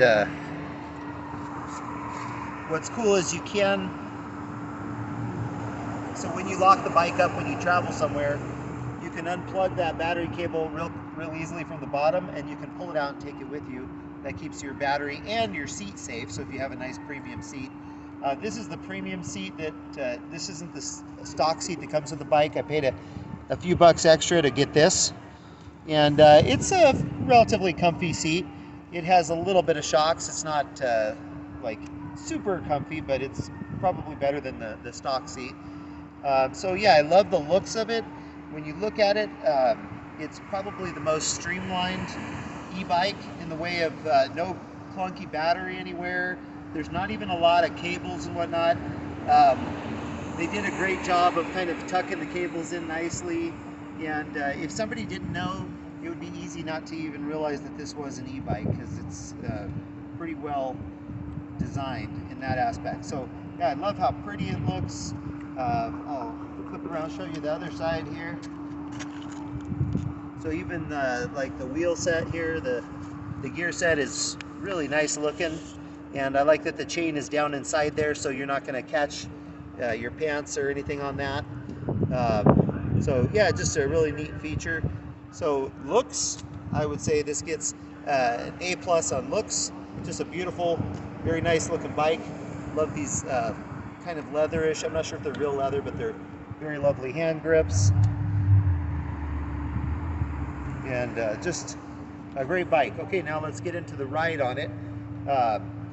One thing I noticed on the ride, for one, right off the bat, the speedometer on here, well, it's kind of a downside. It comes in kilometers per hour, so you have to switch it. And to get the manual, I found that you have to call Citizen and have them email you a PDF of the manual. They do not send out a PDF. They do not send out a manual with the bike. And then the manual was a little difficult to understand. It seems like it was written maybe in China or somewhere, and then kind of roughly translated in English. A lot of the things in it were kind of hard to figure out. They didn't really make sense. So I did eventually figure out how to get the speedometer switched to miles per hour. And then the predecessor to this bike, which I reviewed a few years ago, that was the Citizen Frisco. They had the same situation in which the speedometer is not super accurate. Let me turn it on. The speedometer I found to usually be 1 or 2 miles per hour off of what I was actually going, And I tested that with my Suunto watch, which has a high level of accuracy, and this thing would usually tell you were going 1 to 2 miles per hour faster than you were actually going. So when they say the speeds that they say it tops out at, I didn't find to be super accurate. Um, then, like any e-bike, the battery gauge that you see here, like any e-bike, these things can be frustrating. This isn't specific to Citizen. Just about every e-bike I've had, you'll hit a hill and it'll drop down to like 1 or 2 bars, and you'll think, oh no, my battery's almost empty, and then you'll get to the other side of the hill coasting down, and you'll get back to full power and whatnot. So the battery, it's basically just basing on the drain you're putting on the battery at that time. But yeah, so my impressions of that are the same as any e-bike, not super accurate, but they kind of give you you just want to rely on those as like the gist of how much battery you've got left, but not hard and fast facts there. The pluses of this bike is I found that on flat ground, the bike was awesome. It was very responsive. The cadence sensor was very responsive to how fast I was pedaling. So basically, if you're using the pedal assist, then when you pedal, it's very responsive and it gives you that nice boost that you're looking for. However, going up hills, I found the cadence sensor or whatever it is to be very ineffective. When I would go up hills, I found myself having to hit the throttle button just to be able to make it up the hill, because I would shift to the lowest gear and I'm pedaling as fast as I can, and basically I didn't feel any help from the electric. I didn't feel like I was getting any boost. It was like it was all me. But then as soon as I would push down on the throttle, then it would give me that little nice boost to get me up the hill. So I don't know what that's about. I don't know if it's just not powerful enough to really give you much assist going up hills with the pedal assist, but I was pretty unhappy with that. So I would say if you're living in a very hilly place, not a good bike. If you live in a pretty flat in a city and you're just riding on fairly flat or some minor slopes, then this is a great bike because it did really fine on all the flats. And even like the minor hills, it was just when I would hit like a more steep hill that it would really just cut out on me. And of course this bike has no shocks, which makes it great for a city bike, but as soon as you get out on a bumpy road, you really feel the lack of shocks there. So once again, just mainly designed to be a city bike, so that's not a problem. They're not selling this as an off-road bike, so just something I wanted to mention in case you were wondering how it would do out on the country roads. Okay, and one of my favorite features about this bike that I think is really awesome is the lightweightness of it. This thing is super light, probably the lightest e-bike out there, or definitely one of the lightest. I think it weighs in at 30 some pounds, and it's just really easy to pick up. So a lot of, and being a folding bike, I think that's important because we tried out another folding bike and it was probably twice this weight. So even you think, I can fold it, throw it in my car trunk, but even folded, the other one was so heavy it was quite a chore. This one is actually practical to fold and carry up to your apartment or whatever, carry into work. So they did a great job on keeping this very lightweight. The battery life. So the battery life is not fantastic on this. So I did a full ride to see how long I could get. And I went out, we're here in Kansas, and it's fairly flat, but there are some hills. So we did a few like up and down on the hills, but I would say probably 80 to 90% of the ride was flat ground.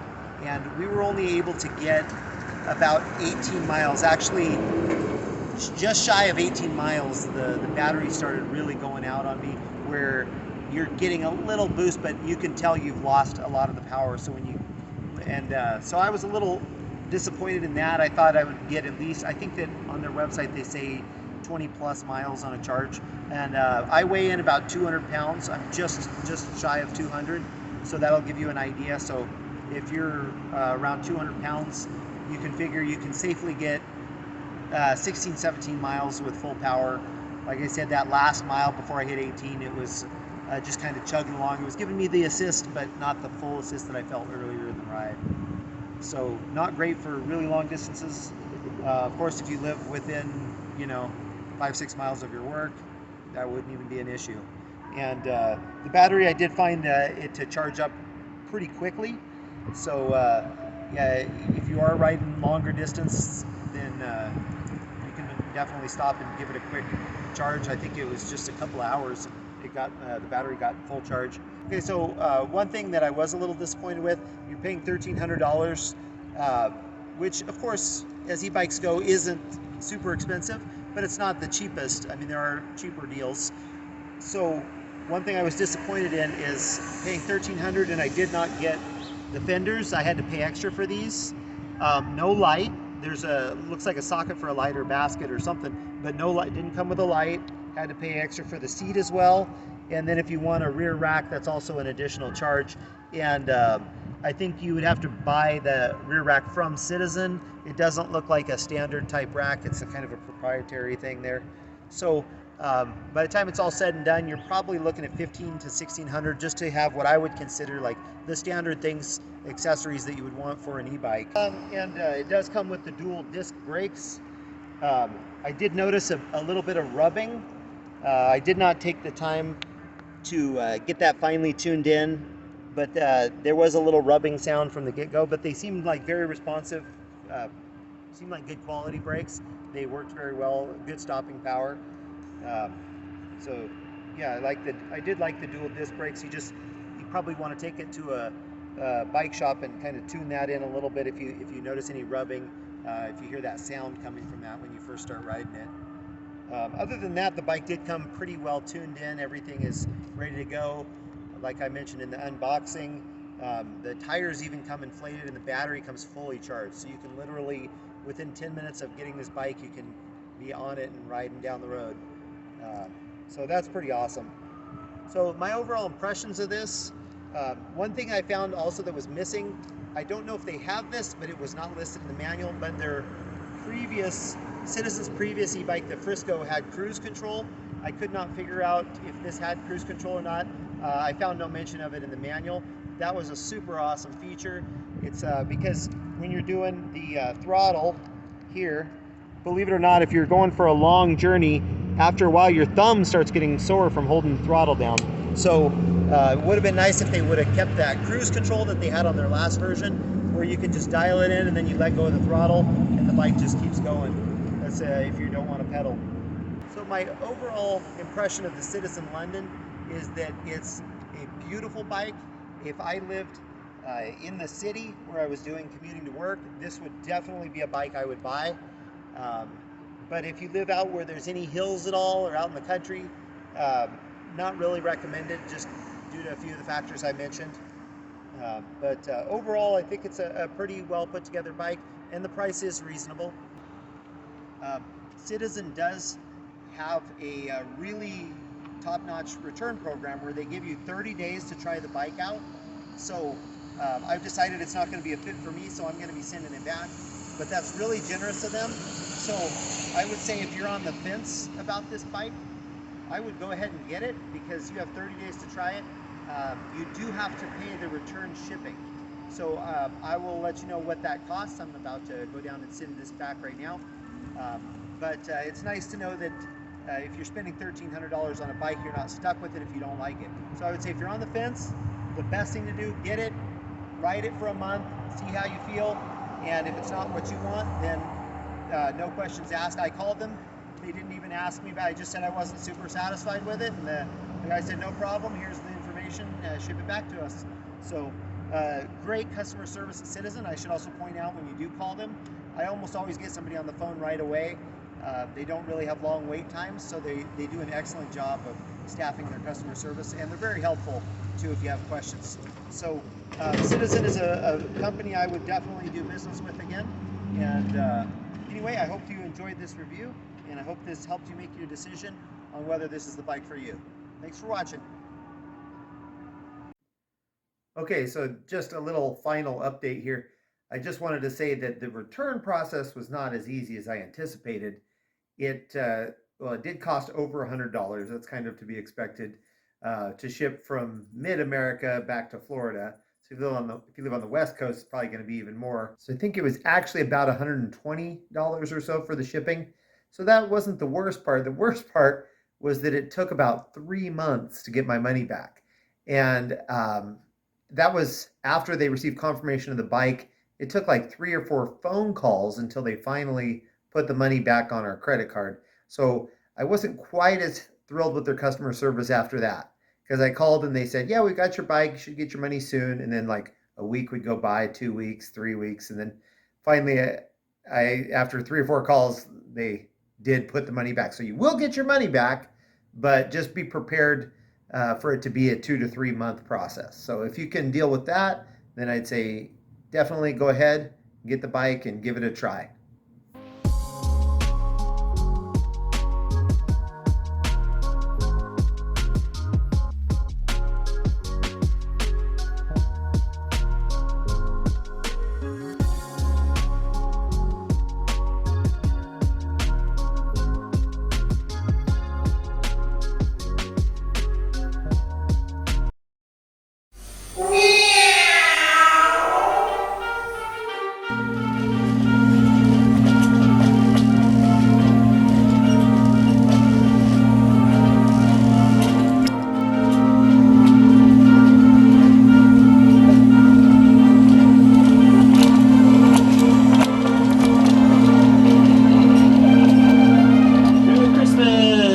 It's New Year's Eve. It's always Christmas around here.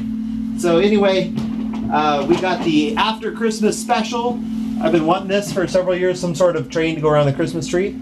So we got the North Pole Junction Christmas train. So this normally sells for about 50 bucks at the stores, but after Christmas, we picked it up for 25 bucks. So it'll be ready for next year, but let's see if it's worth even 25 bucks. Let's find out. Let's open this bad boy up and see what it can do.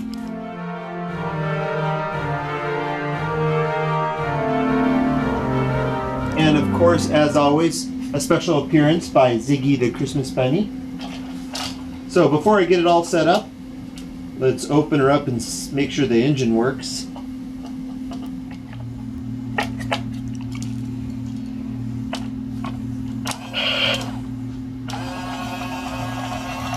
It works. So this is how they slide in, and they feel very cheapy and plasticky, so you want to probably be real careful. You got to put some pressure on them though, and they do pop in. There you go. But just do it carefully, because I can tell these would break pretty easily.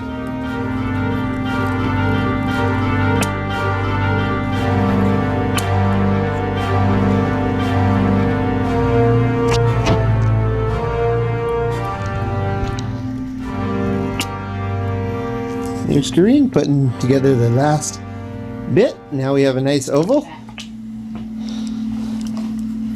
So just so you can see how big it is, it can fit a full grown woman inside. All right, let's put the train on this track and see what happens. Okay, so we're gonna start. We're going to put the train on the track and see how this goes. Make sure to get the wheels inside the groove.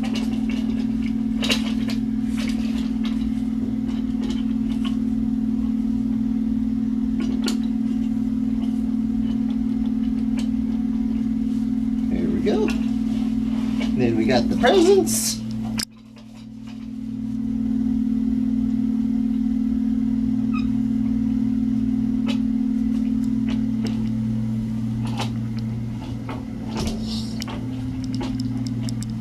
And then, of course, we end with the caboose. Hi, Ziggy.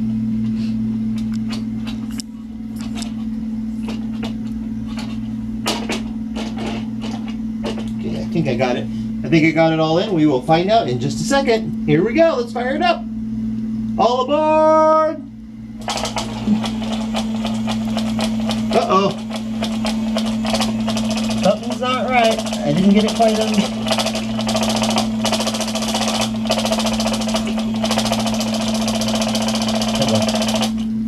Let's try it again.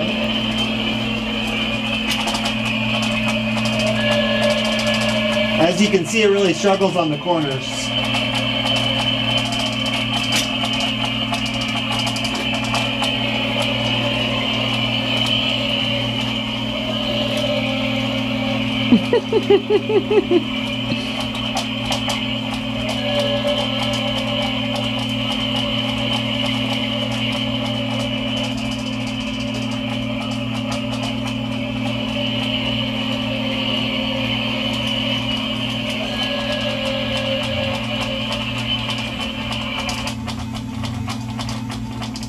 Try just running So, it without the cars.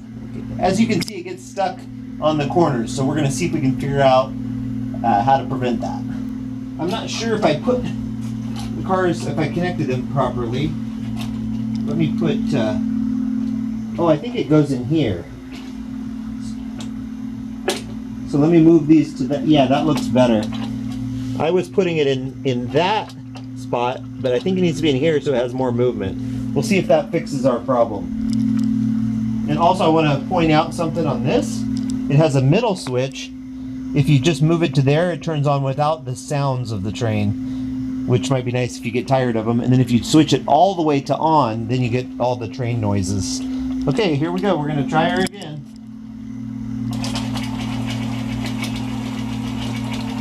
I didn't notice these going before.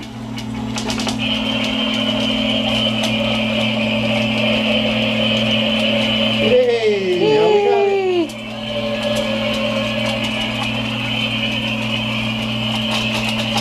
Uh-oh. Derailed.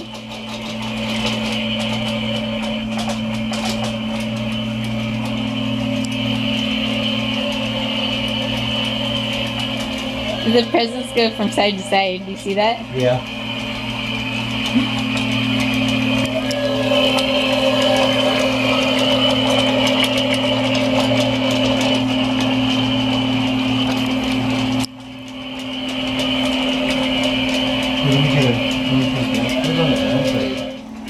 Okay, so here we are with the fun train. We're having a blast with it. Looks like it's going to be a lot of fun. Once we got all the cars on the track properly, it seems to mostly stay on. We did have it come off one time and I put it back on and now it seems to be going around fine. I think also one of the issues is that we have it on carpet, and I noticed the tracks are kind of going up and down with the weight of the train on the carpet.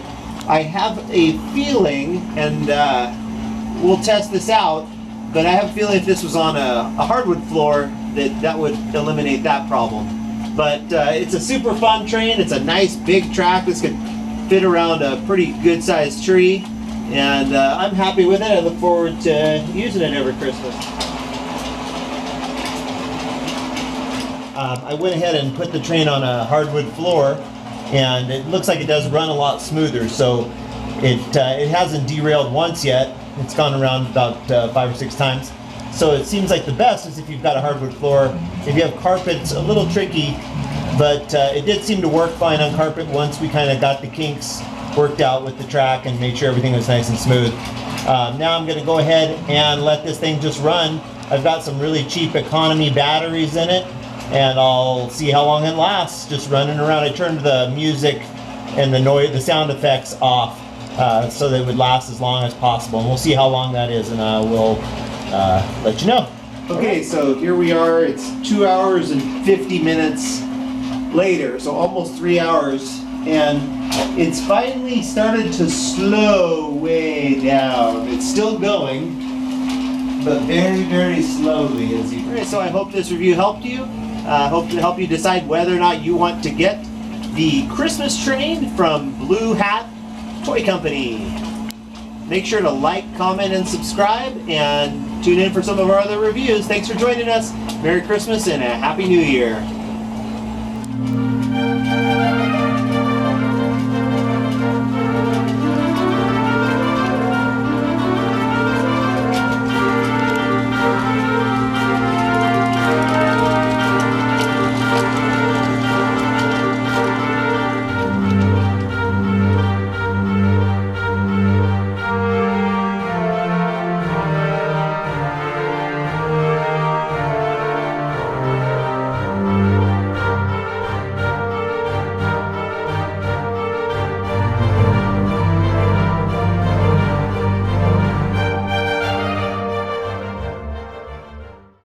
Meow. Howdy y'all, this is Craig from Captain America Projects.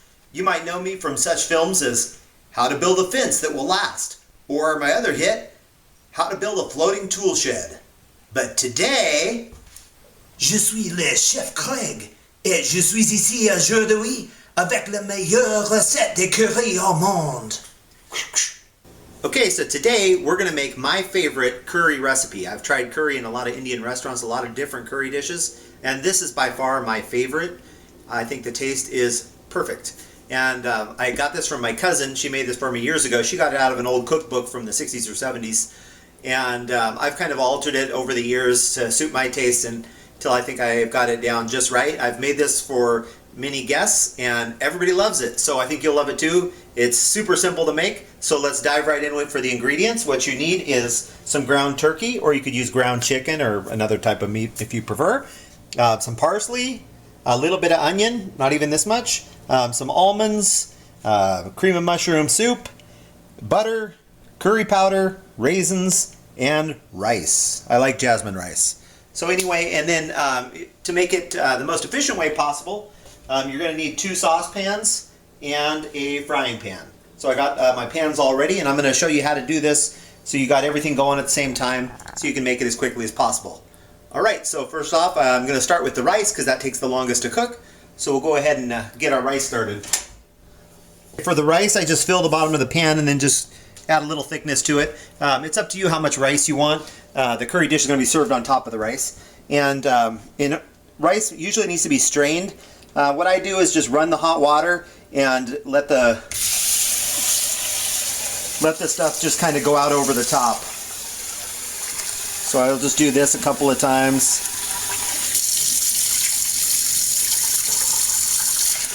Until I see that the water is a little more clear. That's probably good, and then just put enough water in there to cook your rice. So they usually say about 2 cups rice to 3 cups water. I probably have about a cup of rice, so I'm going to add a little more. That should be close to 2 cups of water. So I'm going to go ahead and put that on, get that to boil. I like to cook my rice with a little bit of salt. It helps it cook a little better, so I'm going to add a little salt to it. Got my old world kosher salt. So remember, salt is optional. You can do rice without it.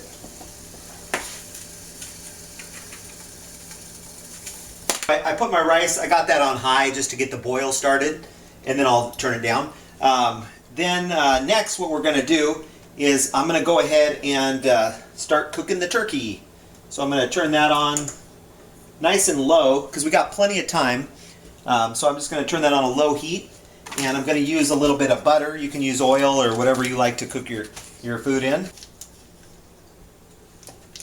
So I'm going to go ahead and put a little butter in the pan. That's what I'm going to use to cook my turkey. She mentioned red copper pan. Yeah, and this is our favorite pan. This is a red copper pan. These things are awesome. Nothing sticks to them. The only thing you got to worry about is the food sliding out of it, because it really does slide around real easy in it. Okay, meanwhile over here you can see my rice is boiling good. So I'm going to go ahead and turn that down to a little below medium, kind of a low medium heat. Rice needs a long time to cook. Make sure to give that rice a little stir or two. So I started off my water a little too hot, and I already can feel with my spoon that some of the rice is sticking to the bottom of the pan. That's because I started off a little bit too hot a temperature and I didn't stir it soon enough. So don't do that, because then you got all those stickies on the bottom of the pan. Now while my rice is cooking, I'm going to cut off a little bit of onion here. You don't need a whole lot. I'd say about this much. So that's about enough. I'm making this dish for 2 people, by the way. So you can double it if you're making it for 4, or triple it for 6. I know, I'm a former school teacher. Okay, so that's my onion, and then you want to chop this up real small.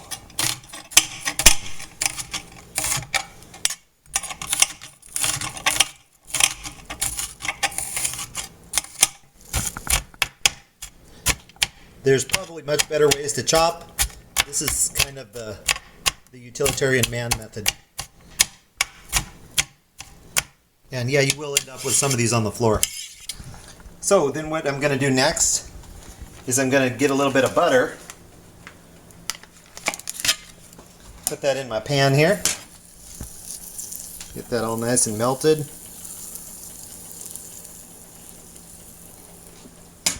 Then I'm going to put my onions in that pan.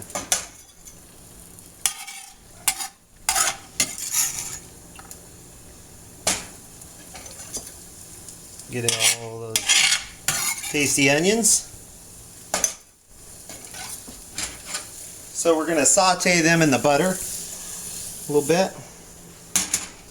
And you want to kind of stir that a little bit. And we're going to just cook that on a low heat, a little lower than medium, and just kind of get a good saute going. I recommend cooking these till they start to turn a little bit brown. That's when I think they're just right. So we're going to leave those, turn them down, and let them simmer a little bit. And let's get the turkey on. So for 2 people, I would recommend about 1/4 of this package. So about that much. That'll be good for 2 people. So go ahead and put that in the skillet there. And then what I'm going to do, I need a spatula from Spatula City. So I got my melted butter, so I'm going to go ahead and turn that up to about medium heat. And then I'm just going to chop up this turkey into real small bits. Okay, so we're gonna get our turkey simmering there, and don't forget to stir your rice so it doesn't stick. Every once in a while, give your rice a little stir.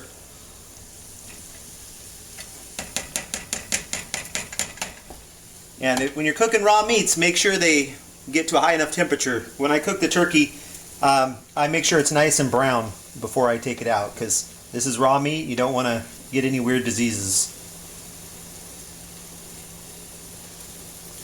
So just kind of make sure you're always sifting it around. What are some of the weird diseases you can get? You can get swine fever. No, I don't know. Okay, so while those are all simmering, we're going to work on the toppings. So parsley, you always want to have a little parsley. And so I'm going to go ahead and rinse that off. Is that parsley? Yep. Sure that's not cilantro? It's parsley. Got my nice washed parsley. I'm just going to set that up. So the toppings are going to go in these fun bowls. That way the guests can add the food as they like. Okay, so we've got our parsley. Then we're going to do some almonds. I prefer the slivered almonds. I think that's the best. So we'll put some almonds in there. And last but not least, some good old California raisins. Oh, I heard it through the grapevine. Do. I don't know the words.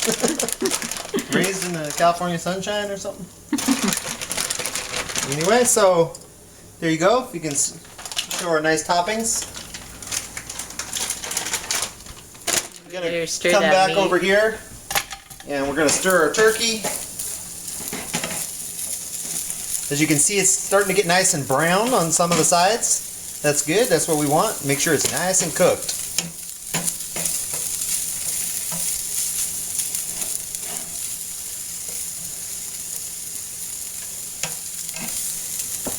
Okay, and then we'll check in on our sauteed onions. Ooh, look at those. Those are looking nice. They're getting nice and golden brown. When you start to see them turn a little gold like that, a little brown, then you're ready. So then what I'm going to do is I'm going to add my cream of mushroom soup. So you can use the same pan. Just dump it in right on top of those onions.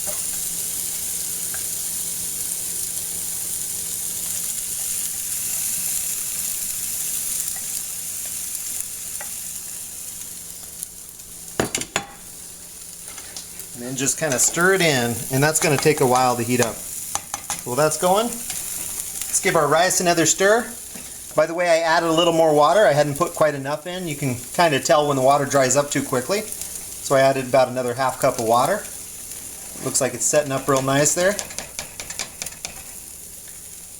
And so while these are all heating, we just gotta wait for the turkey to finish and the rice. And this basically just to get warm. Okay, and there's one ingredient I forgot, and that's either sour cream or milk. That kind of gives the soup a little better texture because it's kind of thick. So I'm going to use a little raw goat's milk. So just add a little bit in, not too much. And some people add sour cream. The original recipe called for sour cream, but I kind of like the milk better. So then I'm going to go ahead and stir that milk in. Gives it a little bit more soupy texture, which is what I'm looking for in a woman. Alright, so as you can see, our turkey is perfect. It looks good. See, it's nice and brown on all sides. So I'm going to just turn that to a real low heat just to kind of keep it warm. Let's have a look at our rice. Rice is setting up real nice. It's just about done. Okay, now for the highlight of the evening, we're going to put in the curry. This is the fun part. So the curry you just add to taste. I like a lot of curry, but you can add as much or as little as you like. So if you look and you see it's got that nice creamy white, so I add it till it starts turning a nice orangey yellow.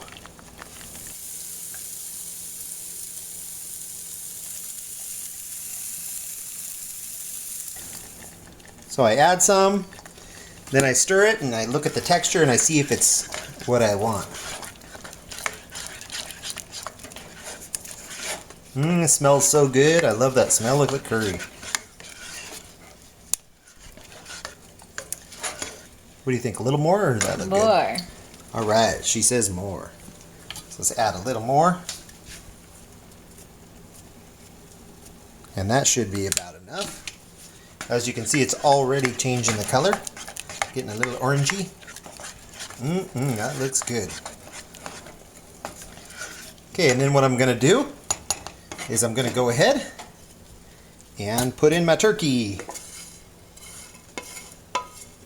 You just put that right in the saucepan.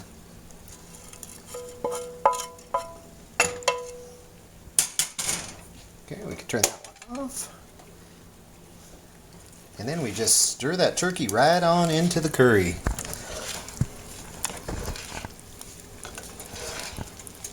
Look at that. And I'm just going to let that heat for just a few more minutes while I'm waiting for my rice to finish over here. So I'll give the rice one last stir. It looks like it's almost done. It's looking nice.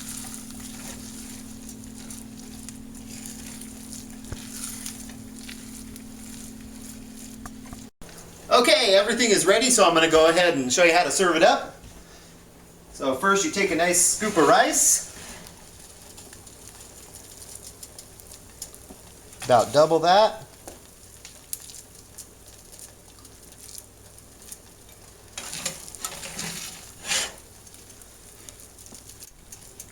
So get your nice plate of rice there. Then you put on the crown jewel. Let's take a nice scoop of this and just kind of lay it on top. Just lay it real nice like. There we go.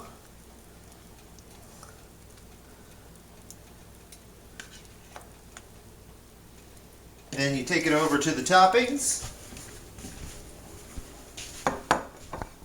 And then this is about the amount I recommend. So you're going to sprinkle the raisins on there. And this is the part, when I first heard about this, I thought that sounded really weird. I was like, raisins on a turkey dish? But it tastes magnificent. You got to try it. Then you can knock it. Then a little bit of almonds.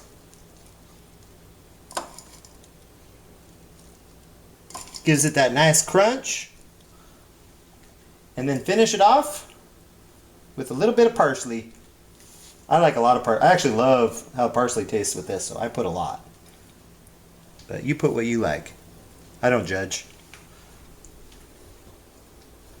Alright, there you have it. Très magnifique. That's my famous turkey curry.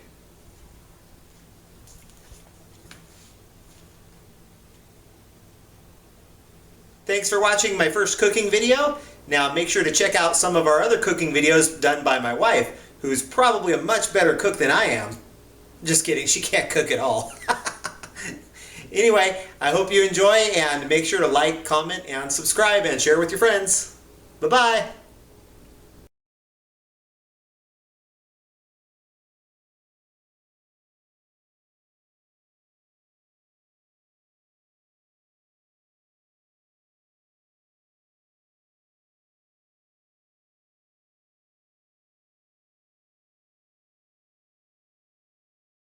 Meow.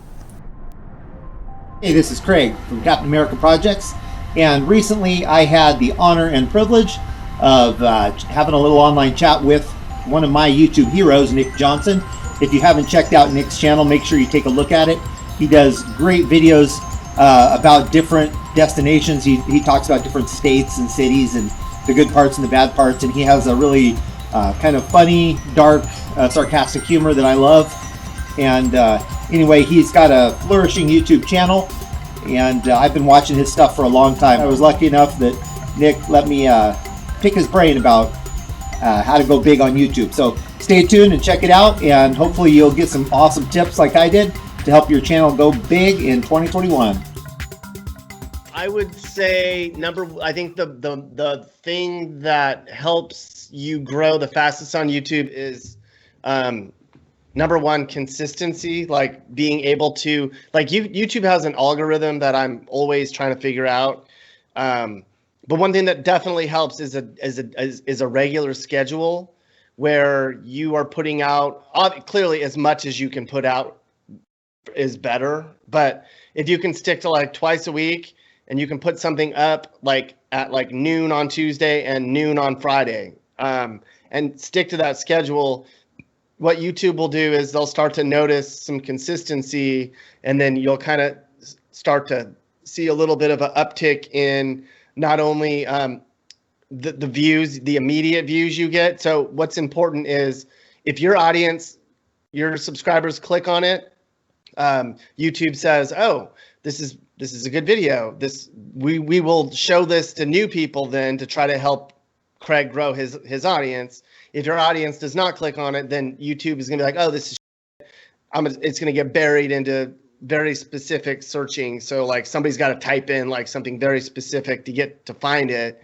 And time on viewing time. So like if you can get people to watch your video for longer than like 6 or 7 minutes, like, so if you make a 20-minute video, that's great, because especially if people are watching it for more than like 7 or 8 minutes, YouTube is like, that's great. If you make a 5-minute video that everybody watches a lot of, that's less good than like 6 minutes of a 20-minute video, if you know what I'm saying. Right. Watch time is very important. Immediate subscriber interest. So I get these notifications like today I put a video up on homeless Los Angeles, and YouTube's like, oh my God, your audience clicked on it and is watching a lot of it. Sometimes I put something up and they're like, your audience didn't really care, and the watch time was okay, but like people don't really care, they're not as interested. And I'm like, okay, that's fine. I knew that going in. It's about Vermont. There's not a lot of people that care about Vermont. So watch time and regular, that will help you grow. Okay. Another thing that really helps is YouTube is really good at matching new potential subscribers to their location or their interest. So like if you do something on, crafting and building barns, there's going to be a much smaller type of people that are going to be interested in that.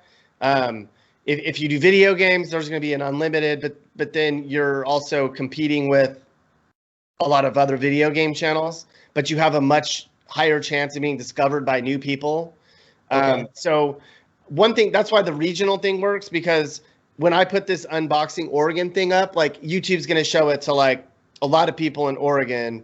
And if they're watching it for a decent amount of time, YouTube's going to be like, this is really good. So it's going to get a ton of views over time from people in Oregon. So that's why if it's about Oregon, especially in the title, everybody in Oregon's going to see it. If I make something about San Antonio, they're going to show it to people in Texas. So that's one way to get an audience, is either regional specific or like, niche. Like, but you have to watch the niche thing, because if it's specific to, quilting, and you have a quilting channel, you're not going to have a big audience. If it's about DIY, that's a pretty big audience, especially people that are searching for how do I build something.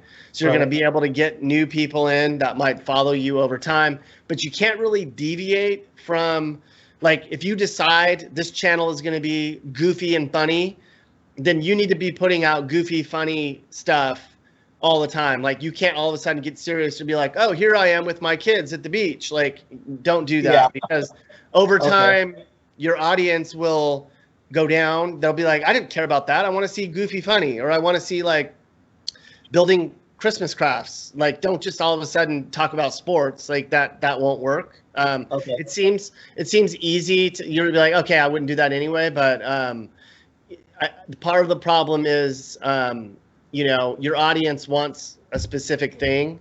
And if you start doing something that's not exactly that, they're just not going to be as interested, because they subscribe to see what you're doing. So if you deviate, then you're going to be, the watch time and the interest is going to go down, and it may be a very good video, but YouTube's not going to show it to as many people because your audience didn't care. So why would anybody else?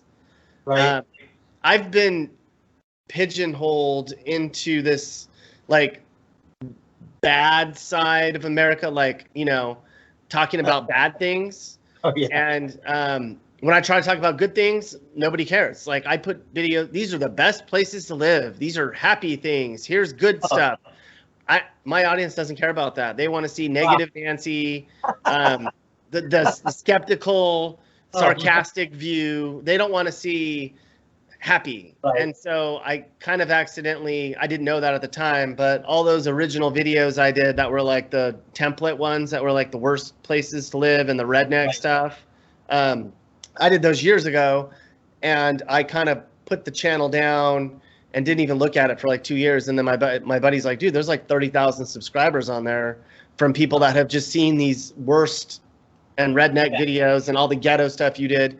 So I started producing more content, and as I made it in that same area of like negative or like, sarcastic, it did really well. But then if I try to branch off and be like, let's talk about other stuff that's not that, it didn't work. The channel was already branded. So I would keep in mind before you, because you're going to have to do this for a while so you'll grow. Pick something that you're going to be able to stick with. Like, if you want to do funny music videos, you're going to have to continue to stay in that same thing for a long time to grow. Like, you can deviate a little bit, but you can't all of a sudden be like, this is going to be about fishing now. Like, it won't work. And your wife as well. Like, if she's doing crafting stuff, then she needs to continue to, stay in that same thing. So like longer videos that are regularly produced at a time that you can, realistically meet. Like, don't be like, oh, I'm going to do 3 videos a week, and then you get burned out, and then pretty soon you're only doing one every other week. YouTube will be like, oh, like, looks like you're kind of not really doing your channel like you were for a while, and you'll notice a drop in your momentum. So pick a schedule that you can stick to it, like to the T, and keep your audience on as long as you can with longer videos. I know music videos are hard to do, like a parody, and I'm not saying that's where you're going to go, but like, you can only do that for so long. So maybe you build up to that, maybe like a few minutes of like talking about it, and then you show the video, and then an after, like, so that you can stretch that time. But you also don't want to like waste 10 minutes, because people will be like, I know what you're doing. You're trying to waste time. Like, get to it keep their interest, get to it, and then see if you can keep them on the tail end for whatever long you can keep them on. 10-minute minimum videos, but 15 to 20. I know that sucks to like hear, but then your audience is engaged for 8 or 9 minutes, and then you will benefit from that like over time. Okay. And you'll notice that YouTube, so to grow, like that's how you grow, is you got to keep your audience engaged so that YouTube will recommend you to other people that are like your audience. I would look at your analytics for both channels to see who because I had no idea who my audience was. Right. And then when I looked at it, it was pretty much me. It was like 40-year-old white people that are like middle class, that are mostly men. So like my audience is mostly, I'd say between 30 and 50 white males. And then like that's probably 2/3 my audience, and then the other is a little older and a little bit younger, but that's just how my audience sort of develops. So I know that. So you should know that too. Go in your analytics and see, is it mostly men? Is it mostly women? Are they relatively wealthy or not? Are they younger, older? Where do they live? So that you can understand that when you start to really put your foot down, like who are we even reaching? Like who's our audience? Yeah. Okay. And then I was hoping that you would mind, Nick, sharing a little about your journey, just kind of like in a nutshell. I mean, obviously not all the specifics, but like what I'm really curious about is kind of like what made you decide to start doing YouTube, and then how long it took you to make that first 100. When you get, because for me that was like, ooh, it was a huge deal, because that's when you get paid when you hit your first $100, and it took us it was like 2 or 3 years of putting out videos until we made our first. So obviously yours was probably faster. So kind of like what made you get started, like when you hit that first 100, and then just kind of like at what point you hit like I mean, I assume you do this. Is this like your full-time gig? It's probably 3/4. Okay. It kind of went back and forth. What do you mean by first 100? First 100? Like the first time you got actual money from YouTube. Okay. Like how long did that take you from like when you uploaded your first video till like, hey, I can make money at this? Yeah. You know what? I kind of accidentally reverse backed into it, because the reason I started putting out the videos on YouTube regularly was we were using Facebook. So I have a website, Home Snacks, and we were creating content on there, and then we were going to Facebook and putting ads out that was like, oh my God, if you're from Portland, you need to watch this. Back in 2015, 2014, Facebook, you could spend $20 and make a video go viral. You could make anything go viral because the way that people shared, and Facebook was very liberal about showing stuff in people's feeds. So we would put an ad out, and it would say, here's some Oregon stereotypes. And then, of course, people in Oregon would click on it. And so we started making videos that we could run on Facebook ads for that pointed to our website. So we get paid per visit on our website. And so I cranked out, and that's why all the first ones were all very similar. All I did was change the names. It was all the same template. I was just like, well, today I'm going to do one on Massachusetts. And it was the same exact script. I would just flip the cities that were bad in Massachusetts and use the same video style, because I didn't think anybody was going to see it from other states. It wasn't supposed to have been a YouTube channel. It was supposed to just be a platform where we could host videos. So at some point we got to a couple thousand subscribers, and my business partner was like, hey, we can monetize this YouTube channel now. And I was like, okay. And so we hooked it up we became official YouTube partners, and it was paying, $300 or $400 a month. Over time, we weren't making any new content after like a year. Like we did all that stuff, and then it was churning out $300 or $400 a month. Even though we got to like 30,000 subscribers, like we weren't producing any new content, so we weren't like growing. It was just everybody all the subscribers didn't have any new content. They were sitting there waiting for new stuff. It wasn't until he said, hey, let's create some new content on this channel if you want. So I went back and started creating new content, and I went from 30,000 to like 100,000 subscribers in probably 5 months because I was putting content out like twice a week.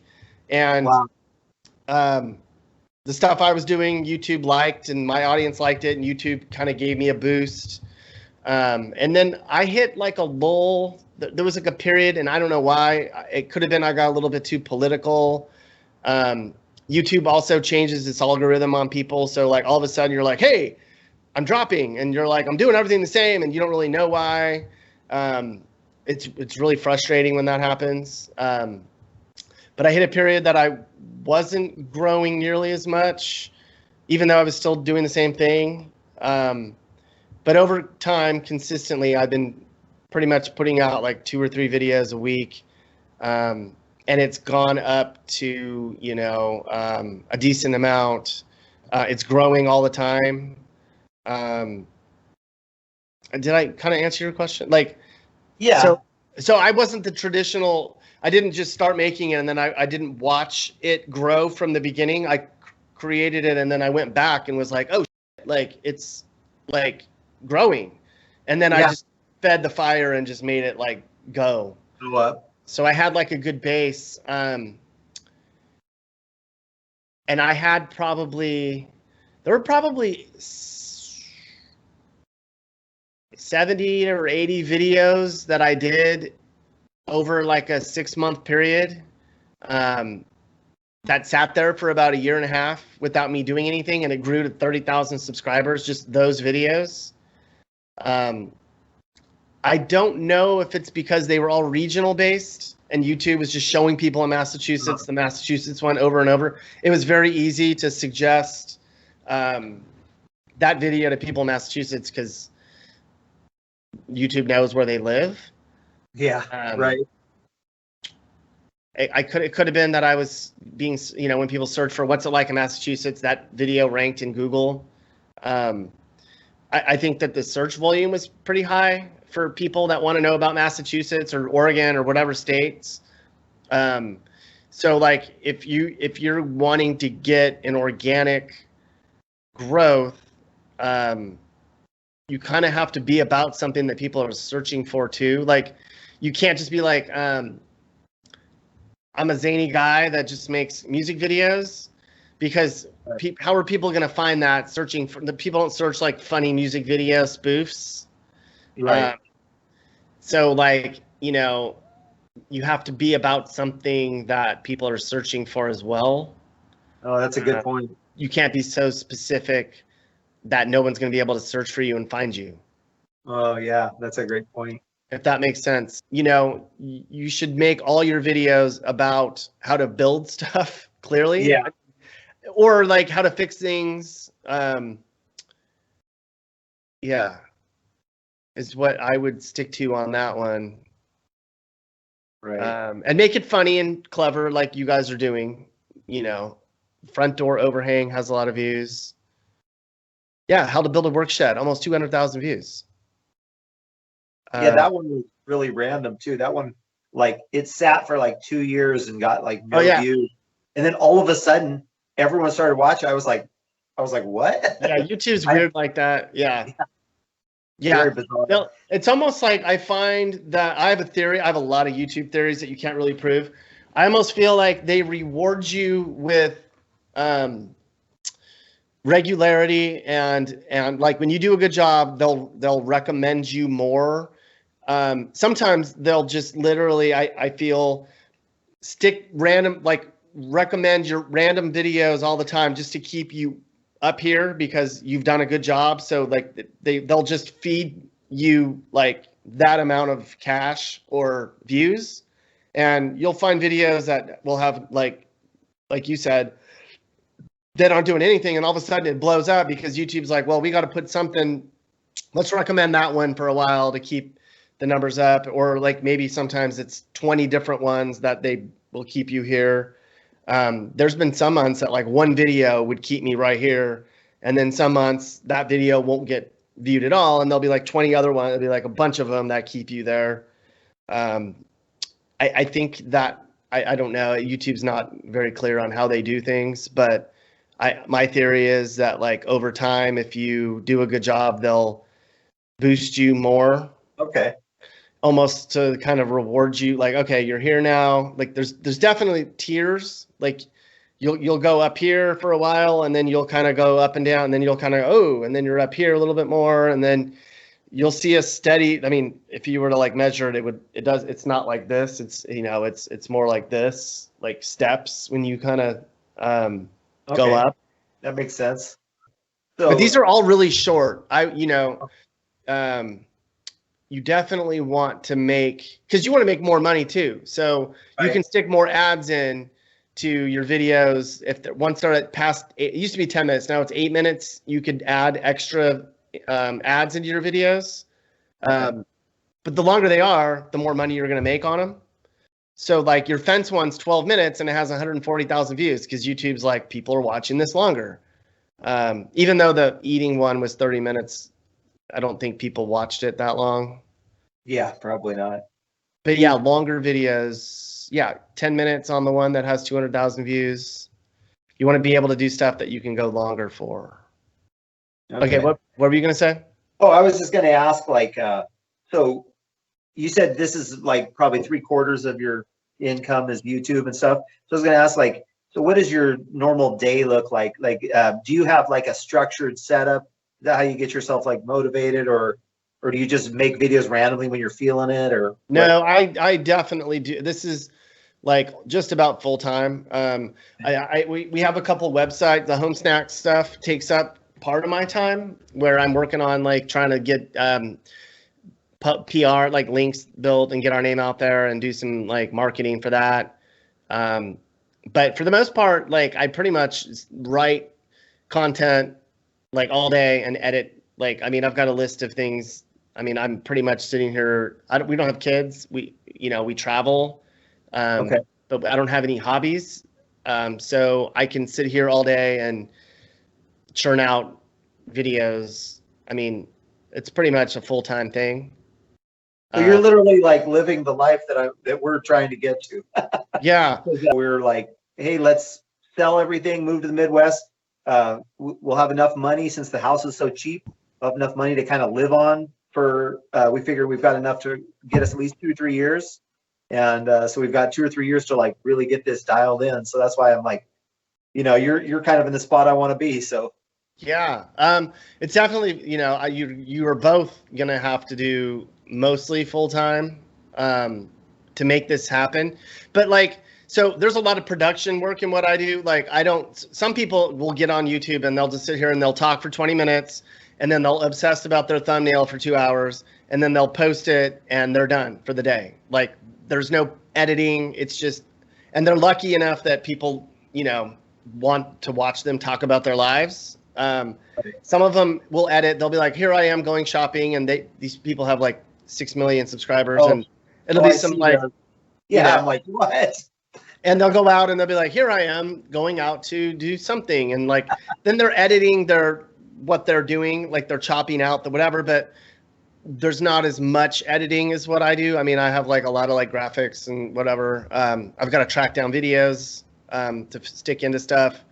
I mean, the perfect world would be, like these gamers have it made. They play a video game and they hit record and then they get tons of views and they don't have to go back and fix anything and edit. Like they literally will play a video game and put it up on YouTube, an hour of them playing and just rake in cash, dude. Like $25,000 an hour, some of these guys. That's the best thing, if you could figure out a way that, you could be just you, like you see these families like it's like all about the family and then like they do something, but you got to really open your life up and you got to be like on camera all the time. And I don't like to be on camera all the time. So I don't want to be like a day in the life of. It's more about just telling a story. Okay. Your videos are good. I don't know how much planning that takes. I do because I used to make spoofy music videos too. What's your other channel called? Country City Media. Yeah. like with that kind of stuff, you know, you might find that. So I've done 3 music. Like what we want to do is have that channel just be like creative music videos, and I even have an idea that I might, get other people on there doing their music videos, and I just shoot them and produce them. That way I get more content going up there. But we've only done 3 music videos, even though that's kind of, I was even thinking like maybe pulling all the other stuff off that channel and just making it just be like the funny music videos. The problem with that is like, I mean, I used to do that, and like it takes so long to produce that stuff, and then you got to rely on people, and you're constantly battling with like, you're not making your own schedule. You're waiting for people to show up, and then when people don't show up, you can't shoot it. Like if there's a way that you could do that, if you wanted to do that, but like I think you're going to get burned out on like trying to churn it out fast, and your people are going to get burned out, and you're going to constantly be like trying to find people to like. I don't have to have anybody like act. I don't have to wait for anybody to help me. I sit down and write it and just narrate it and put clips over it. You probably are going to get burned out on trying to churn stuff out if you're trying to make it just music video stuff. Yeah. You could make that part of it, but like you got to be able to come up with something that you can just sit down in the morning, put it together, and it's done by the end of the day. Like that's what is going to get your like view. That's how you're going to be able to like, and long term, like you have to think long term. That's probably, I would recommend doing like, and mix in your stuff that you want to do, but you got to be able to do something that you can churn and burn, man. It's a grind. There's some days I sit here and I'm like, I don't want to even do this today, but I have to. Like, I mean, you got to keep doing it. Right. I mean, it's in the end, it's worth it, right? Like to not have to sit behind a desk and do a 9-to-5 job working for somebody. Yeah. That's kind of where I'm at. Like I've done that. I spent, years of my life doing a 9-to-5 job. I actually used to be a school teacher for a few years, and I was just like, I want to work for myself and do something I love and enjoy, So but I know that like you're saying, that you got to put in the work, but it's more rewarding because you're working toward something for yourself. Yeah. Think of every video as like an asset that is going to pay you money, so when it's done, it's like, okay, this is going to pay me money for a long time. But it has to be, quality, has to be a good quality video that, that's longer, and that resonates with your audience. Okay. That's something I should work on then. So this one channel has a couple hundred subscribers. So, you want to start creating stuff that will get discovered quickly. Okay. So like stuff that people like, so like either regional or like stuff that people are already searching for. You can go to Google Trends and you can see what people are searching for. And you can get an idea on, okay, if I made a channel that was only about cooking, you'd be like, oh yeah, there's a lot of people that are searching for cooking all the time. Is this going to be a channel that's going to be about, how to paint by numbers? And then you'll search how many people are searching for paint by numbers, and you'll be like, nobody. So, you have to create content that is being searched for so that you'll get discovered. Okay. If that makes sense. Yeah, totally. But you got to also stay true to yourself. You can't just be like, okay, I'm going to create a cooking channel, even though I hate cooking, because like people are searching for cooking so much, like that'll be good. Yeah, you'll get a lot more views, but then if you don't like it, you're going to be like, well, I don't want to make this anymore. Like, I hate cooking. Why did I pick this? Yeah, you're going to burn out. Yeah. Thanks for joining us for that interview. I hope you learned as much as I did. It was awesome to sit down with Nick and chat for a bit. And hope you'll stay tuned, and hope you check out some of the videos on our channel. We'll also put links down below to Nick's channel and to some of his videos. So make sure you check all that out. All right. Thanks for tuning in. Have a great day.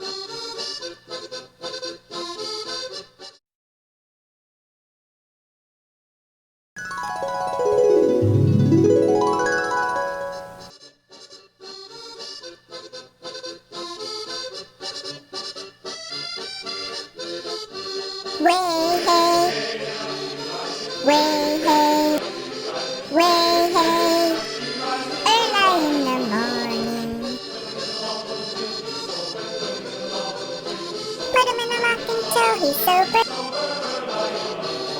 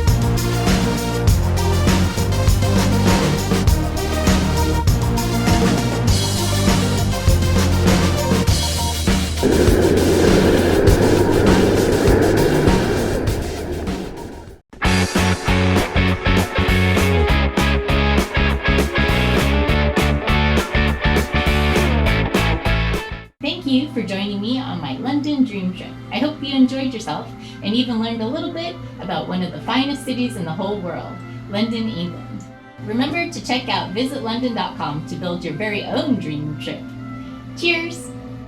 See you next time, and be sure to follow along on my London itinerary by checking out the Pinterest link found in the description.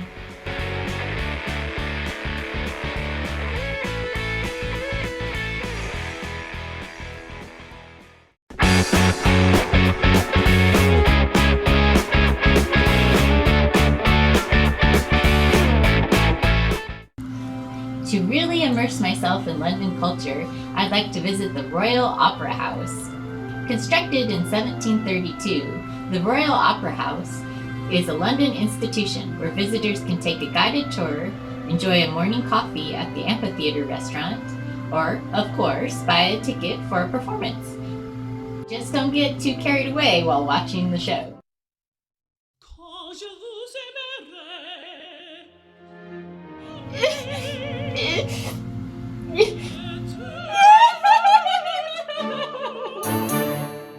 See you next time, and be sure to follow along on my London itinerary by checking out the Pinterest link found in the description.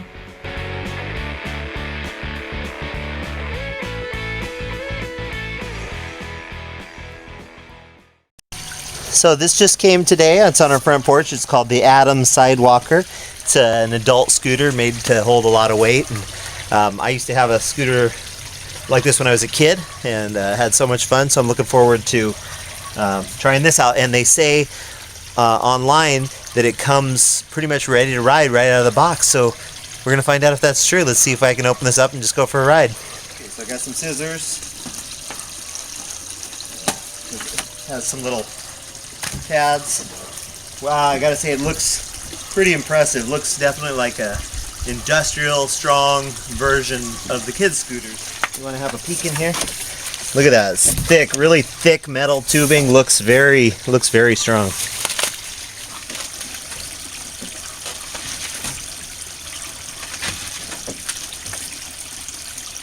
Comes with a giant Allen wrench, so I assume that's to make an adjustment.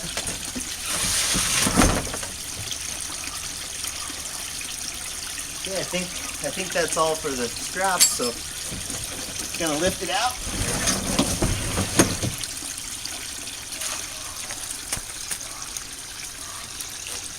looks like the tires even have air in them already. So I just basically, all I did is fold that up. I can see that there's a locking mechanism. So I'm going to lock that, slide over. So this is, I slid this over. This kind of locks it in place so it can't open while you're riding. And wow, yeah, it looks like it's ready to go. This is pretty cool. You can easily adjust the handle grip to however style you like to ride. Not quite centered here. Let's get it centered.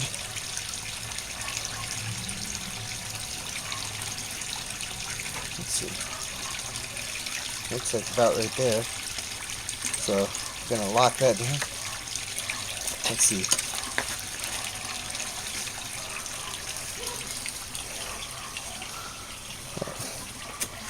Still a little loose. There we go.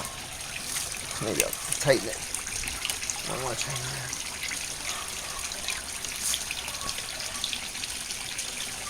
there. Wow, this is really pretty. I gotta say I'm impressed with how it looks. Looks even better than I thought it would looking at the pictures online. Looks a lot tougher, a lot stronger. Everything looks really, all the pipes look thick. Very cool. Even got a little kickstand here so you can stand it up.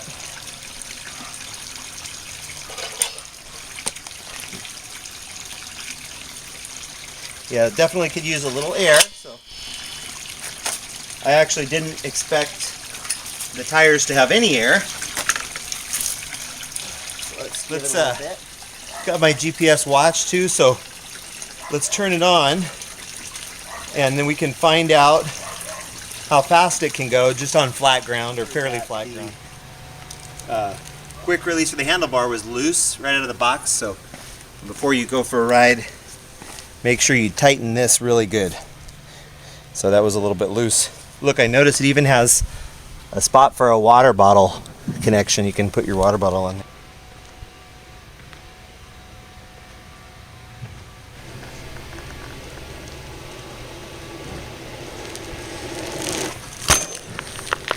I don't know how to jump. I don't know if you can see this real well. Maybe if I put it in the shade.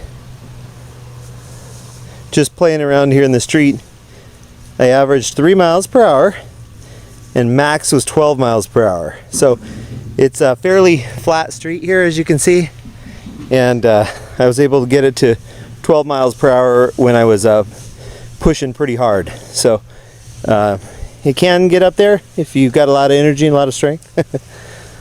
I imagine on a hill you could probably hit 20 miles an hour, I'm guessing. I'll give it a try sometime and try to update this with how fast you can get going downhill. Ooh, you get pretty high.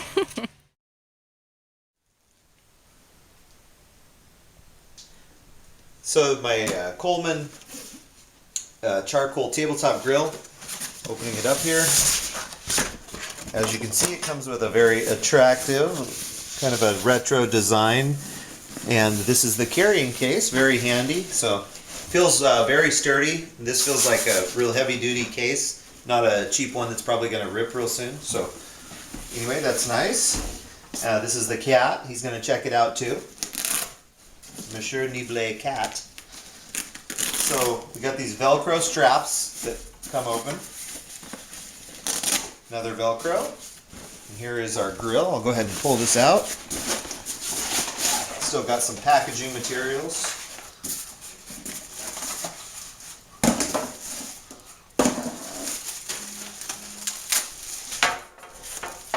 Okay, so here's what we've got inside. This is the actual grill. Comes with the little metal grill part and some plastic parts. Those probably are the legs, I'm guessing.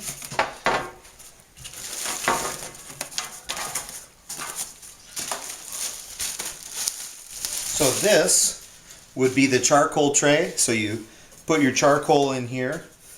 Makes for easy cleanup when you're done. You just pull it out and you can dump your charcoal. So you would drop that in there. And then this should go right on top.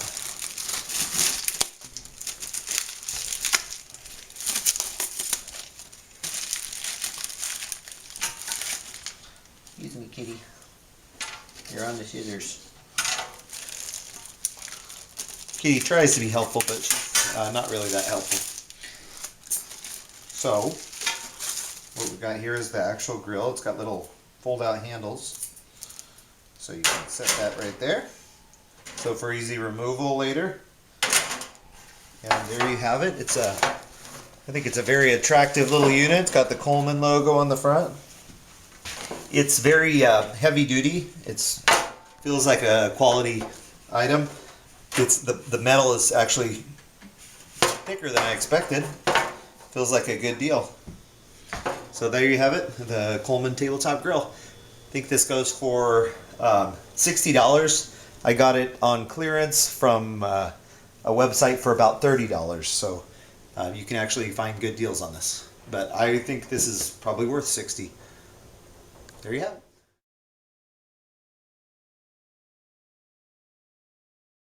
Okay, so we're going to do the unboxing of the new Turn bike. One thing I wanted to show you before we get started, if you're wondering how light this bike is, this is a full folding bike, and I wanted to show you that. Let's see here. I can pick the whole thing up with one hand. That's with all the packing supplies. So it's a nice, very light bike. So I already cracked the tape open. Got the nice user's manual. Let's see what else we got.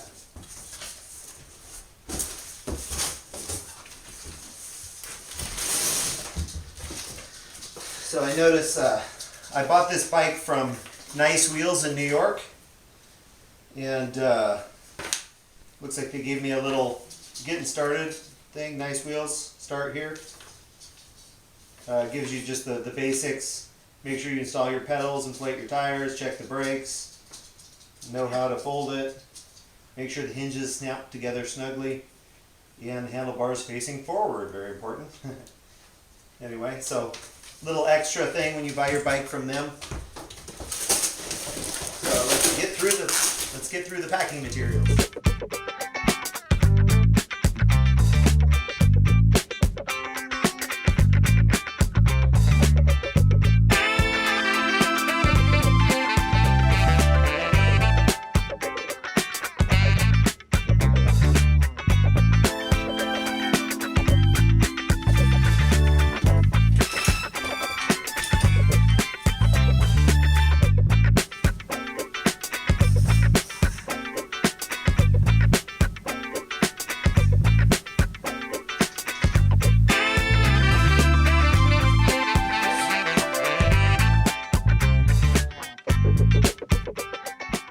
Real clear. There's the manual has pictures.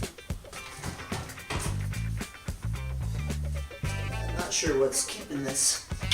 Oh, I think it was just caught. Okay.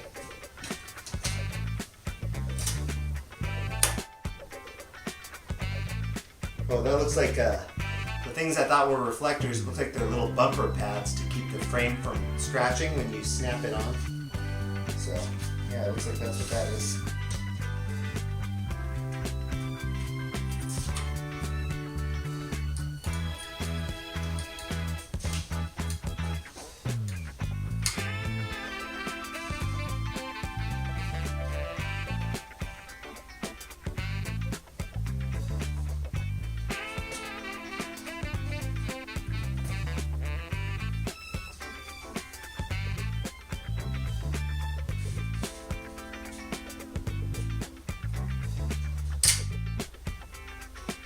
Very nice, that just clicked right in. Beautiful bike.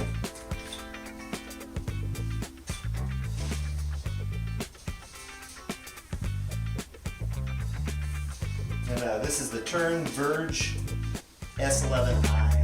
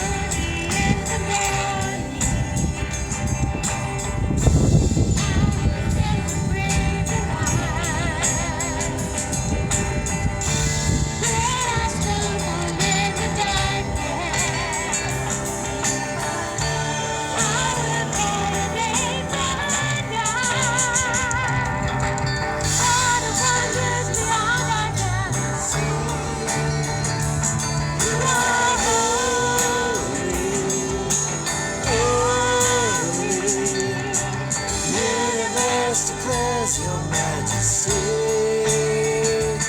you are holy,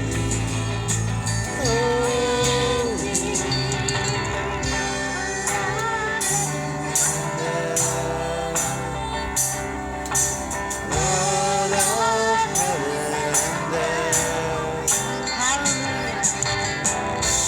Hallelujah, Lord of heaven and earth. Lord of heaven and earth.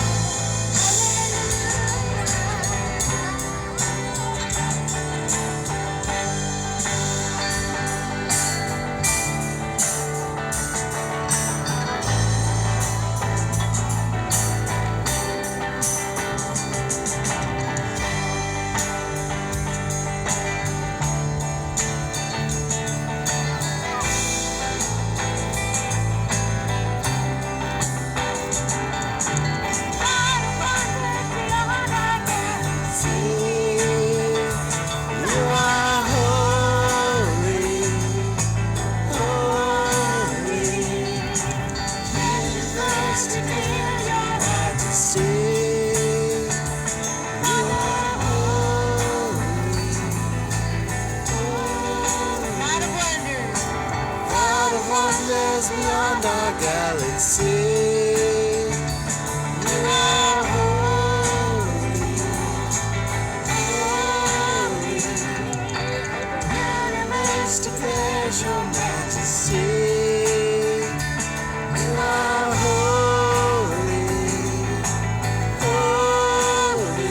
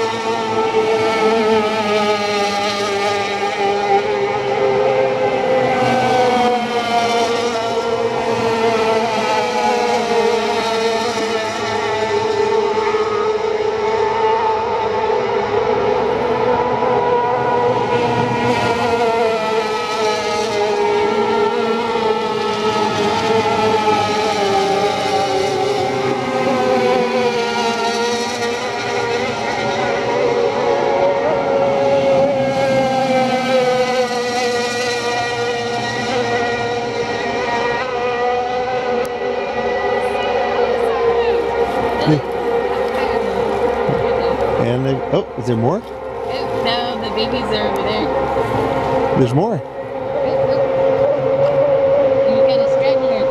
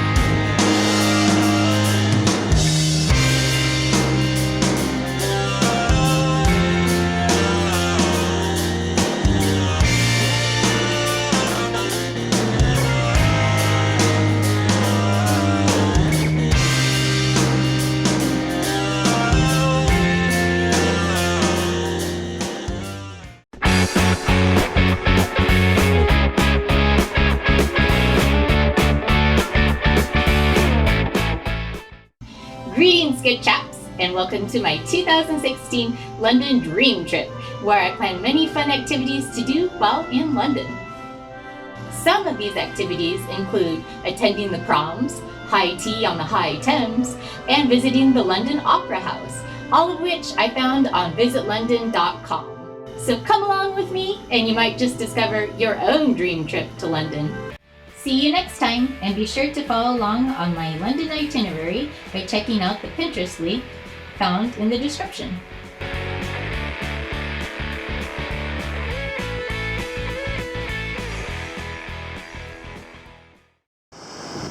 This is a once-in-a-lifetime event for us. We've never seen a beached whale before. Probably not many people here in Oregon have discovered this yet. We are here on Horsefall Beach, and we discovered, I think it's a humpback whale, a baby humpback whale. There's no other whales in sight. This looks to be like the only whale that got beached. If you look into the mouth here of the little whale, you can see the strips of baleen. Those are a type of tooth for the whale. It's like a comb that sieves out all the plankton and fine little organisms to feed the whale. You're a fine little organism. And they still have on the whale just a normal crustacean, but those are common to have on whales, living organisms along for the ride. And then there's bite marks on the whale. I don't know if the whale was attacked. It doesn't look like a large wound. It was probably inflicted after the whale had beached itself.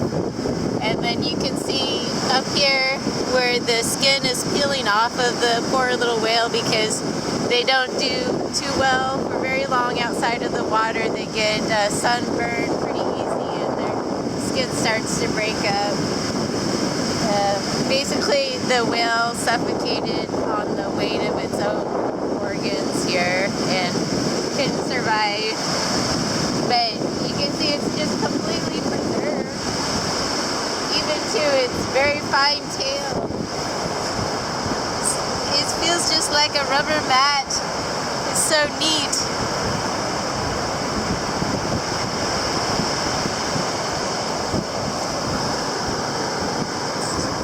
Yeah, when you push it, it's so soft.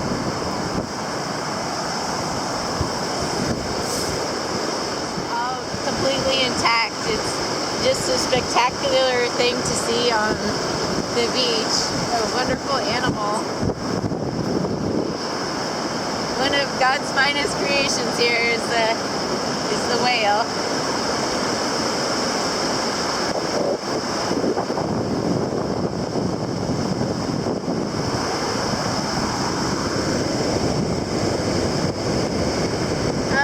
I think this is the lice here. This is the lice.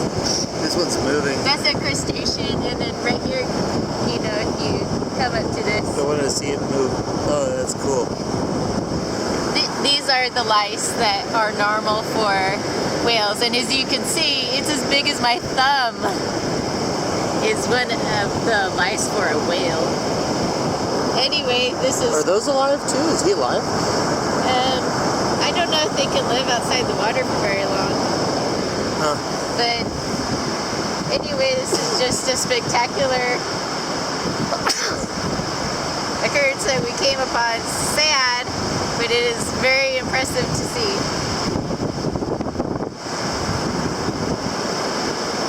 There's his eye.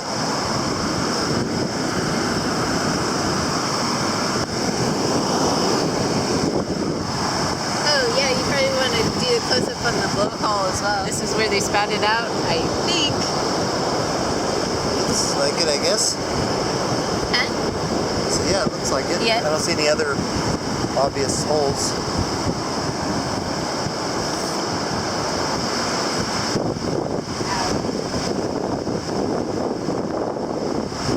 That's the other eye. Okay.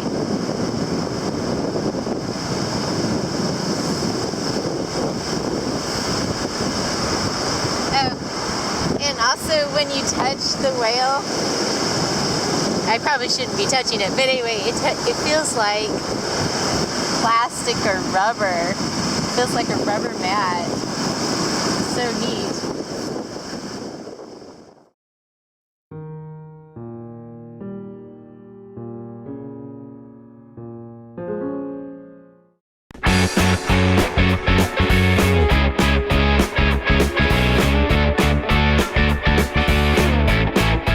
It is well known that the British accent can make the speaker seem very intelligent no matter what is said. As part of my fantasy trip to London, I plan to employ my newfound accent in everyday conversation. Let's take a look. Say, that's a nice ring you've got there. Well, Kate Middleton loaned it to me. Wow. You know, I was thinking about something the other day. What was that? If everybody in the world just gave each other a dollar bill or a pound, then they would all be rich. Say, we should go out for some buffalo wings later. Well, I don't eat buffalo. Do you know what I saw the other day? No, what? I saw a cloud factory. A cloud factory? Yes, I was driving along the freeway, and then I saw a factory, and puff, puff, puff, out the stacks came a bunch of clouds. Wow. You know, you are the smartest person I know. Oh! Another way to hear the very best voice of London is to attend the 2016 BBC Proms. Proms is short for Promenade Concert. This showcases artists from across the musical spectrum and is sure to be the most pleasing to the ears. See you next time, and be sure to follow along on my London itinerary by checking out the Pinterest link found in the description.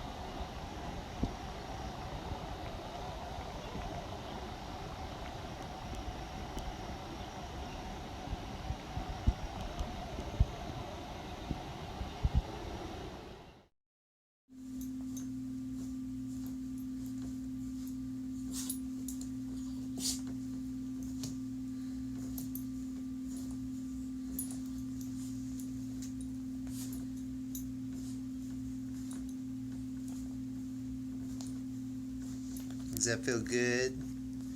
Getting a good back scratch. Oh, I bet that feels real nice.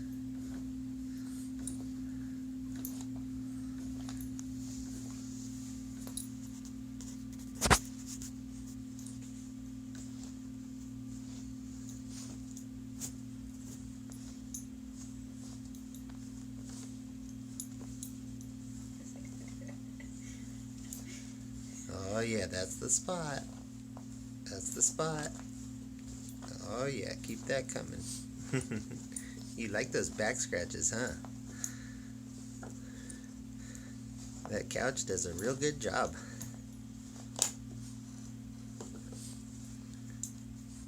Yeah, did you get it? All nice and scratched out? Nope, not quite Nope. yet. Gotta go for some more. Usually he doesn't do things first on cue. He's doing a really good job now.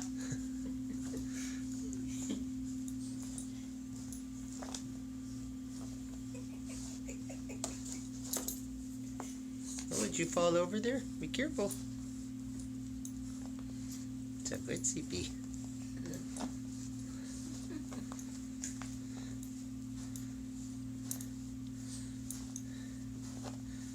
You must have a real serious itch there. You've been scratching for over 2 minutes. Really? I ruined it. You distracted him. You go right back to the scratching. Don't listen to her. You just keep scratching. Nope, I ruined it. CP, keep scratching. All done? All done? Good boy. Oh, wait. It's not quite done.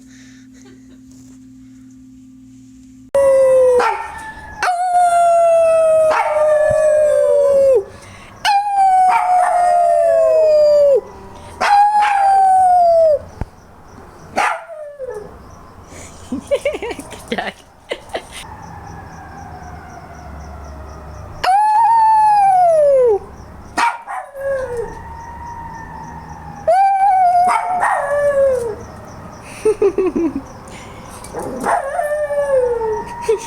So cute.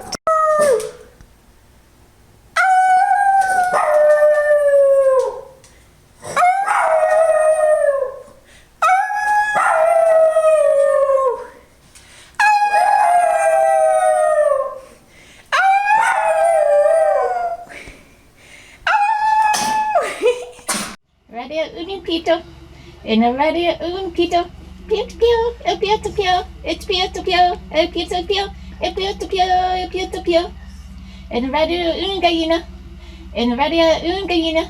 Canicu, a pew to pew, a pew to pew, a pew to pew, a pew to pew, a pew to pew. In a radio tumbi yaga. In a radio tapio.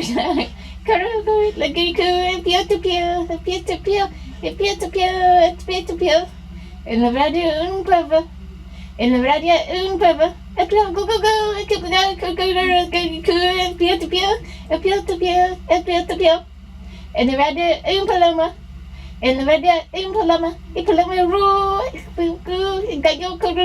Gayo go. Pew to pew. A pew to pew. A pew to pew. You're so mean. In the radio tubicato. A cat meow. A pew ro. A pew go go. A gayo go go go.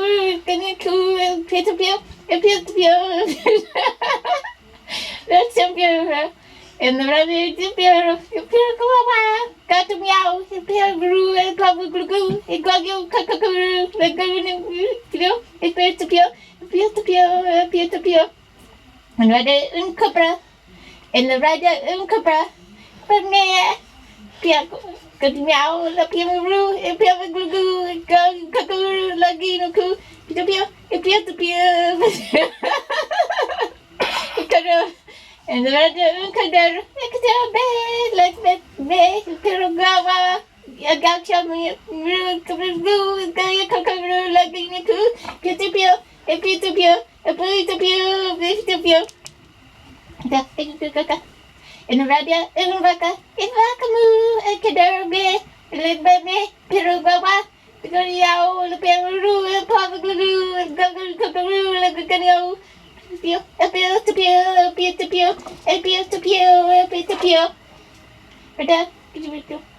In the raya, it's a beautiful, it's a mood, a fuckle mood. Be, me, a billboard, look at the meow, look at my room, and plum glue, go, peel, it go get the peel, at the peel, at the piece peel. And tractor. In the red, tractor, eat tractor broom, eat a beautiful, uh-oh.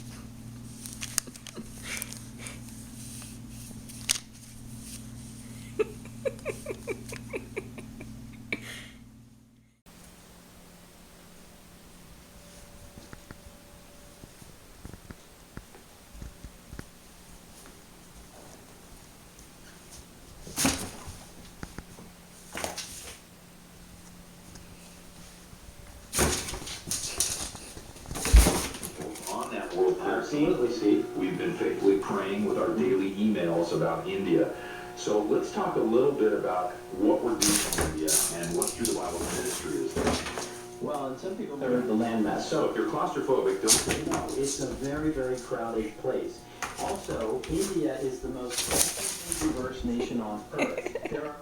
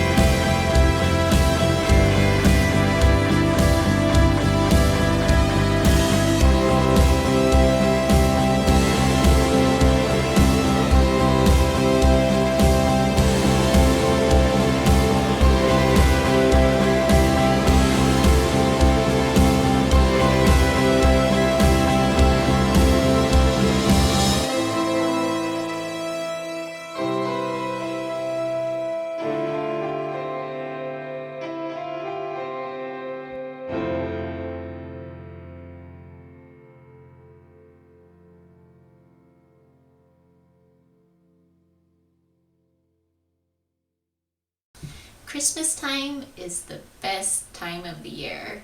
Unfortunately, it's also one of the most expensive times of the year. So if you want to spend your Christmas season saving money but still having a lot of fun, here's some tips for you to do that.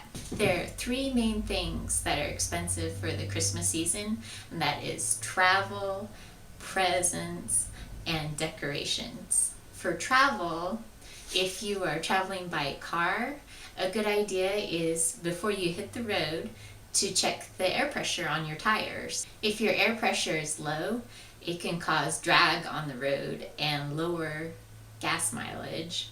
So check it and see if it's around 35 psi's. Remember to check the tires for the recommended air pressure. If you're traveling by car, you might need a place to stop and stay along the way. A lot of people like to just sleep in their car. And the best place to do that is not the rest stop, because the rest area always has a high crime rate. So it's not a good place to stop over and rest, even though most people do that. The best place to stop over is in a church parking lot or in a parking lot of a 24-hour retail store. They're generally pretty accommodating to the people in the parking lot. However, if that's not an option for your trip, booking ahead of time on an online discount travel site can save you big bucks. A third option is a hostel, which is best booked ahead of time because they can fill up pretty fast. A hostel is a dormitory style hotel, and they generally cost about $20 a night. Another big expense on the road is eating, and there are different ways that you can eat cheaply on the road. First off, just taking snacks with you can really tide you over until mealtime. Another good idea is to have your biggest meal of the day at lunchtime, because lunch prices are less expensive than dinner prices. And if you're feeling peckish later on in the evening, try restaurants that are known for their happy hours. Groceries are almost always cheaper than restaurant food, so when you can, just hit the stores. If you're traveling by airplane, booking your ticket at the right time for the right time really pays off. If you book your ticket midweek, it's generally lower airfare than the weekends when most people are traveling, or the start or end of the week. Book your ticket early because prices tend to creep up closer to Christmas time. However, if you travel on Christmas Day, you'll find that nobody else is traveling with you, so you'll have the whole aisle to yourself to stretch out on, and also your price of your ticket is probably pretty low on Christmas Day. It's also difficult to eat cheaply while you're flying. A lot of airlines no longer offer food, but you have to purchase it on the plane. You can't bring your drinks onto the plane, but you can bring meals and snacks, which is a good idea. But if you've forgotten to bring your snacks, buying the food on the airplane is generally cheaper than the food that you'll find at the airports. Another big expense of the holiday season is presents. And the best way to buy the cheapest presents is to not buy anything at all. There are great ideas out there, everywhere from making a doggy bed out of an old Christmas sweater to a homemade jar of salsa. And also don't forget the secondhand stores where you can find a nice end table that's a little beat up, but with a little TLC and paint, it can really become a very nice gift. When shopping online before checkout, don't forget to do a quick online search for a promo code or a coupon code for the business that you're shopping from. Generally, the larger retailers will have promo codes floating around on the internet that allow for free shipping. Another good way to save money on presents is to buy less presents. Have your family do a Secret Santa. Well, everybody will draw a name out of the hat of who they're to buy for, and then set a spending limit on how much you can spend per present. The last big expense of Christmas time is decorations. And there are a lot of different ways that you can decorate cheaply. For instance, you can wrap the pictures hanging on the walls to look like Christmas presents, and this decorates your whole house without spending a lot of money. Stores that sell items for $1 or less will generally have vast supplies of Christmas decorations, along with candles that can give your whole home a holiday glow. You can also use a lot of greenery in your decorations to save money. If you live out in the country, just grab a couple branches of evergreen and stick it in a vase along with other Christmas decorations, and this will really make your house smell great for the holidays and won't cost a lot of money.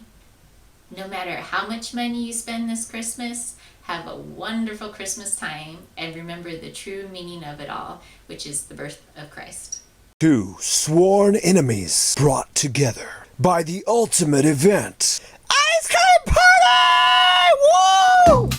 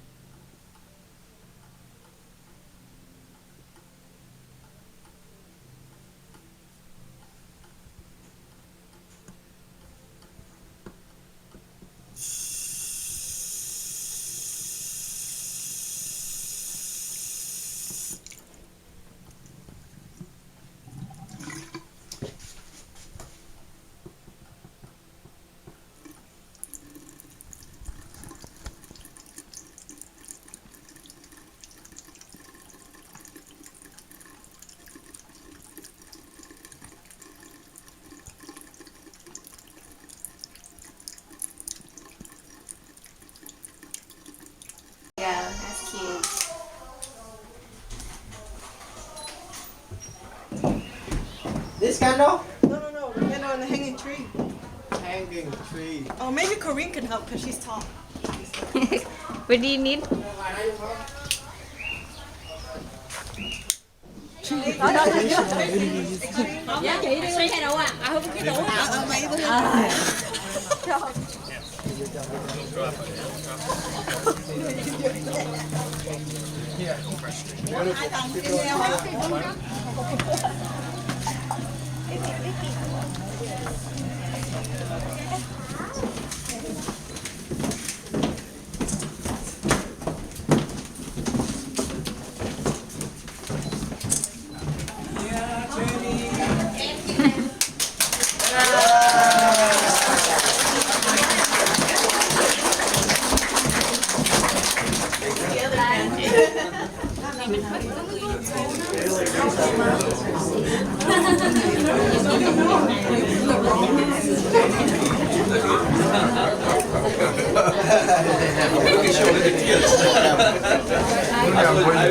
Otherwise she would scream. Their individual blessing and their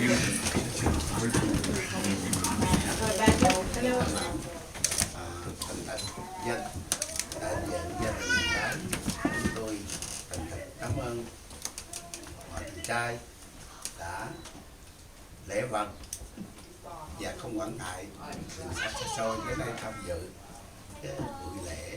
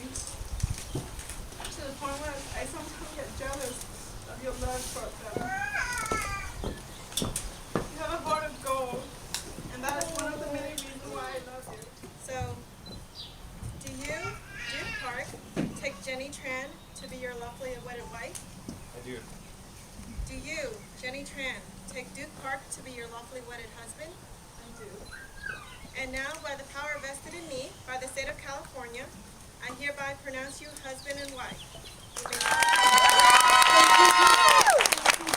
There you go. That's cute. Thank you. That's cute. Congratulations. This shoe for this one, because there's only they just dropped it in here. Hi, Praveen. Hello. Do you know where your table is? I can have Tracy show your table. Okay. This is adorable. This idea. Who came up with this idea? Oh, I think she saw it on Pinterest. Oh, yeah. Oh, yeah. Okay, what? What's this? Tammy.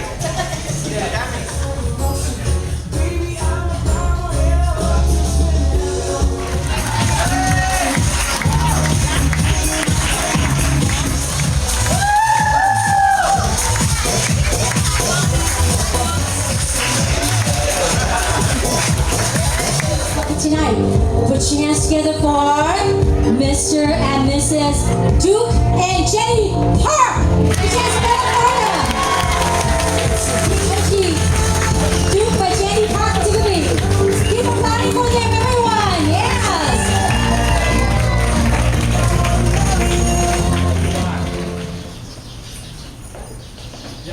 It seemed like just yesterday that I was watching North Carolina State University NCAA Western Regional Final game with an attending doctor at Duke University Hospital while his mom was on labor.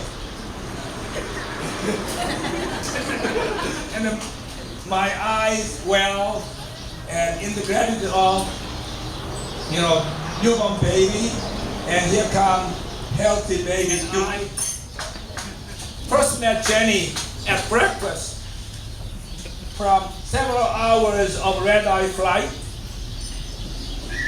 We couldn't tell from his voice and excitement, Jenny was already too special for Duke. Look at how cute! Oh, go into the picture, Desiree. Thanks to accept flight and home family. So they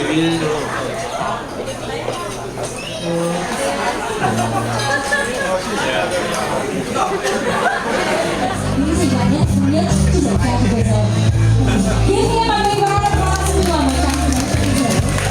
And Jay, to return that love, audience level passion as well. So it means he got it. It was our coach and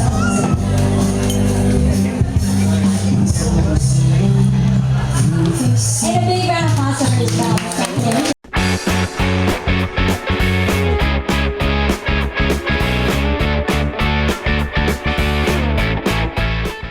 Something very mysterious to me is London slang. I would love to learn some of it during my trip and talk like a local. The Chase and Dave is a sweet ring I'd get if I had enough dosh. It would rival the crown jewels on the highest trouble and strife of all the land. The mystery of London slang is something that can only be solved by the best of sleuths, such as the great Sherlock Holmes. London offers a tour of the haunts of Sir Arthur Conan Doyle's famous fictional character, featuring film and TV locations of Sherlock's great adventures. See you next time, and be sure to follow along on my London itinerary by checking out the Pinterest link found in the description.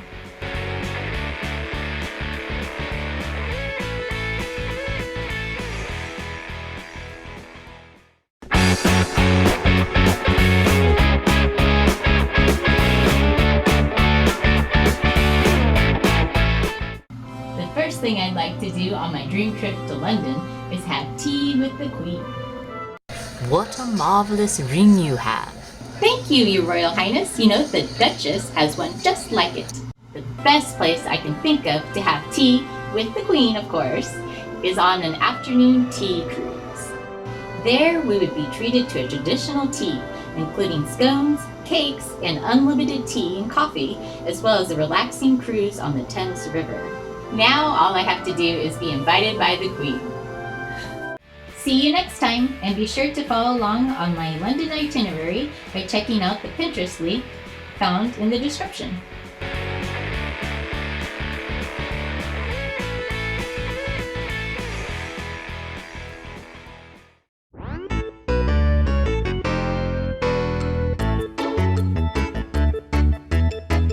Hi everybody, welcome to my unboxing of McDonald's Shopkins Happy Places toys. McDonald's recently did a Shopkins Happy Meal toy, and it consisted of 4 different collections.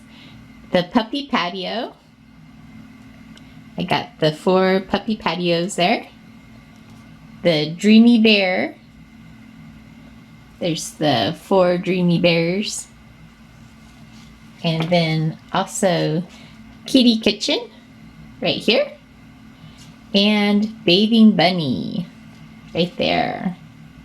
And so I'm gonna show you when I open up these toys if we get any rare toys or ultra rare toys. The first Bathing Bunny has a waste basket, and you don't know what the other one is going to be.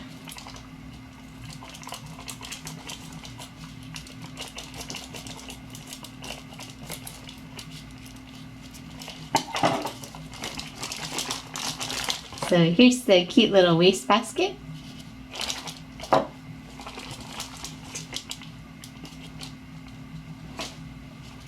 And then inside these boxes that you can pop out and have the ears pop out and the little bunny paws pop out. It's the next toy.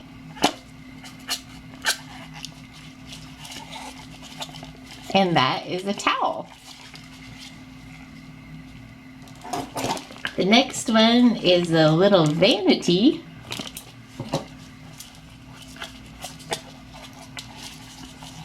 And we have a hairdryer. Very cute. Next up is going to be the puppy patio. For the puppy patio is a tent. There's the tent. Along with the tent, I got a puppy sleeping bag. So I'll put that just in the tent. Next, I have a lawn chair. There's the lawn chair.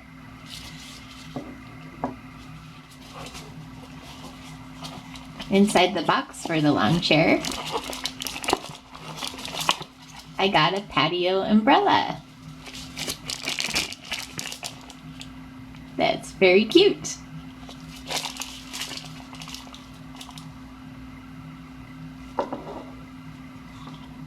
It also comes with a puppy slide. There's the puppy slide. And then along with the puppy slide, I got another patio umbrella.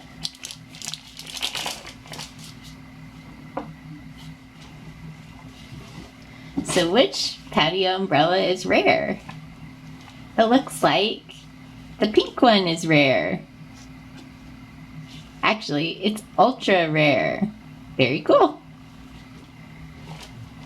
Next, for the puppy patio, I have a lounge chair. We'll put this umbrella next to the lounge chair. And what do you know? I get another patio umbrella.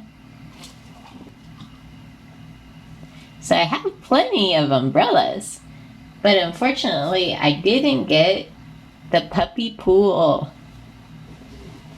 But luckily, I do have a puppy side table that can go along with the chair.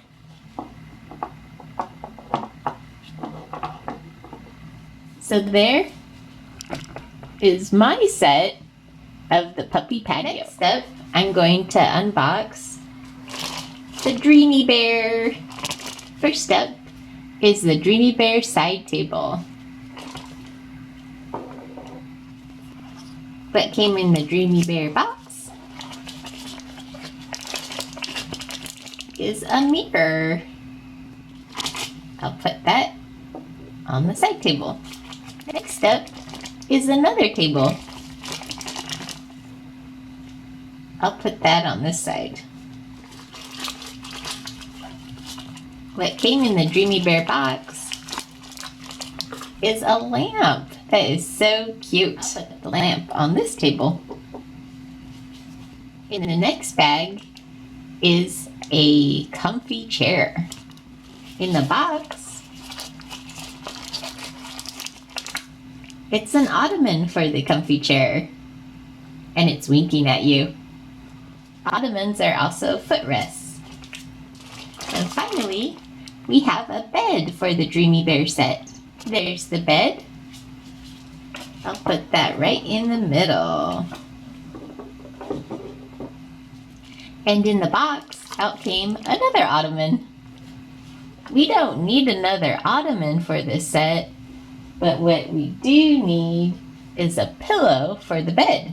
Here it is. So there is the Dreamy Bear set. And lastly, I saved the kitty kitchen. Yay! So first up in the kitty kitchen is a cabinet. Inside the box, there's something cute. It's a tea kettle. I'll put the tea kettle on the cabinet. Now I have a little stove.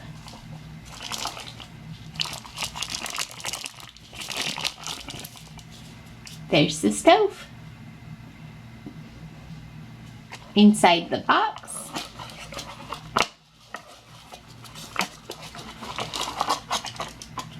is another tea kettle. This looks like a shelf.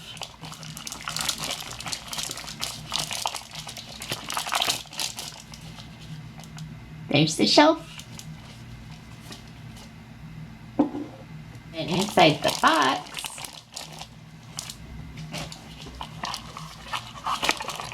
I like to open it from the bottom so that I don't tear it. I like these cute little boxes. Ooh, we have a pan. Sweet. And we all know where the pan goes. The pan goes on the stove. So lastly, for the kitty kitchen, we have a table. There's the table.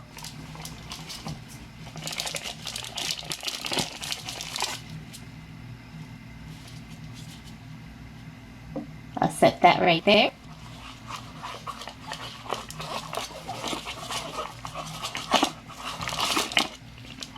And then along with the table is a chair. There's the chair. So thank you so much for watching my unwrapping of the McDonald's Shopkins Happy Places. Here's my collection.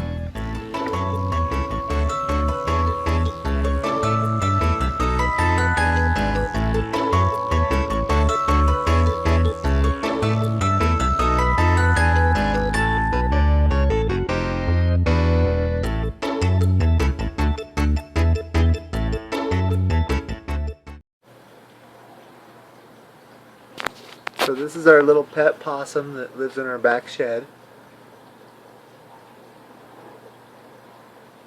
His name is Pete, Pete the possum. What's up, Pete? How you doing? Are you looking for some food? Are you looking for some food, buddy? Where are you off to? Where are you off to, buddy? Hey. Hi, how are you?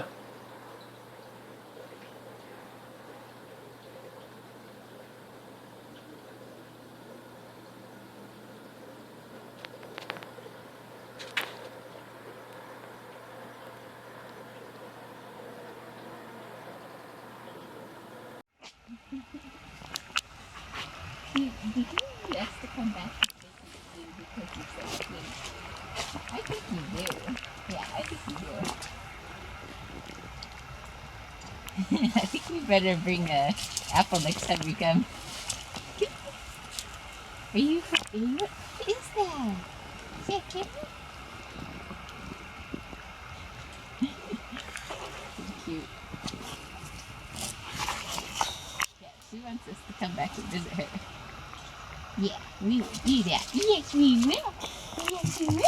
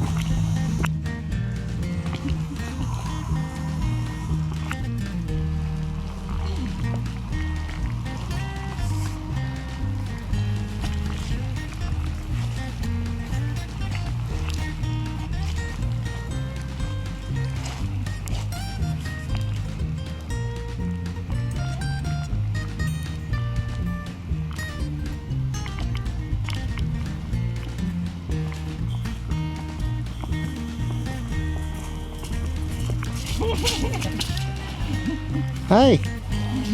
That's all I got in me. She's got a little bit more.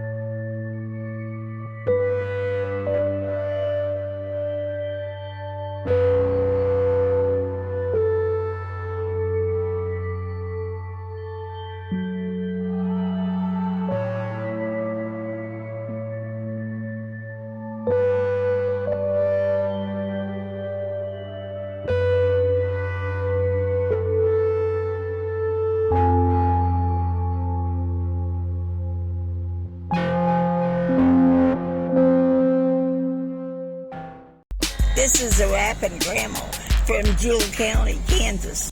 You're watching Corn Fed Life. Yo, yo, yo, it's your boy, Sir Seabase. I just want to let y'all know I was hanging out at the gas station, fueling up my ride, and I met the flyest little old lady you ever met. And she agreed to do a special rap for all you folks right here on Corn Fed Life. Enjoy. I'm Roberta Holdren. I'm a rapping grandma from Jewel County, Kansas. Gonna perform for us? Yes, I am. All right, I'm here we about go. to do the Jewel County rap. Now, I have a story I would like to tell. It's about our county, spelled Jewell. Now, we're a county, 30 miles square. Out here, you can breathe good, clean, fresh air. We were founded about in 1870 and 71 as the pioneers moved westward one by one. Now we're mostly farmers, one and all, but when we have a celebration, we all have a ball. As for stoplights, we have none, but the state's shortest highway, we have that one. Now we raise horses, cows, pigs and sheep, milo, corn, sunflowers and wheat. For the best to live but in the USA, just come to Jewel County and you'll want to stay. Woo!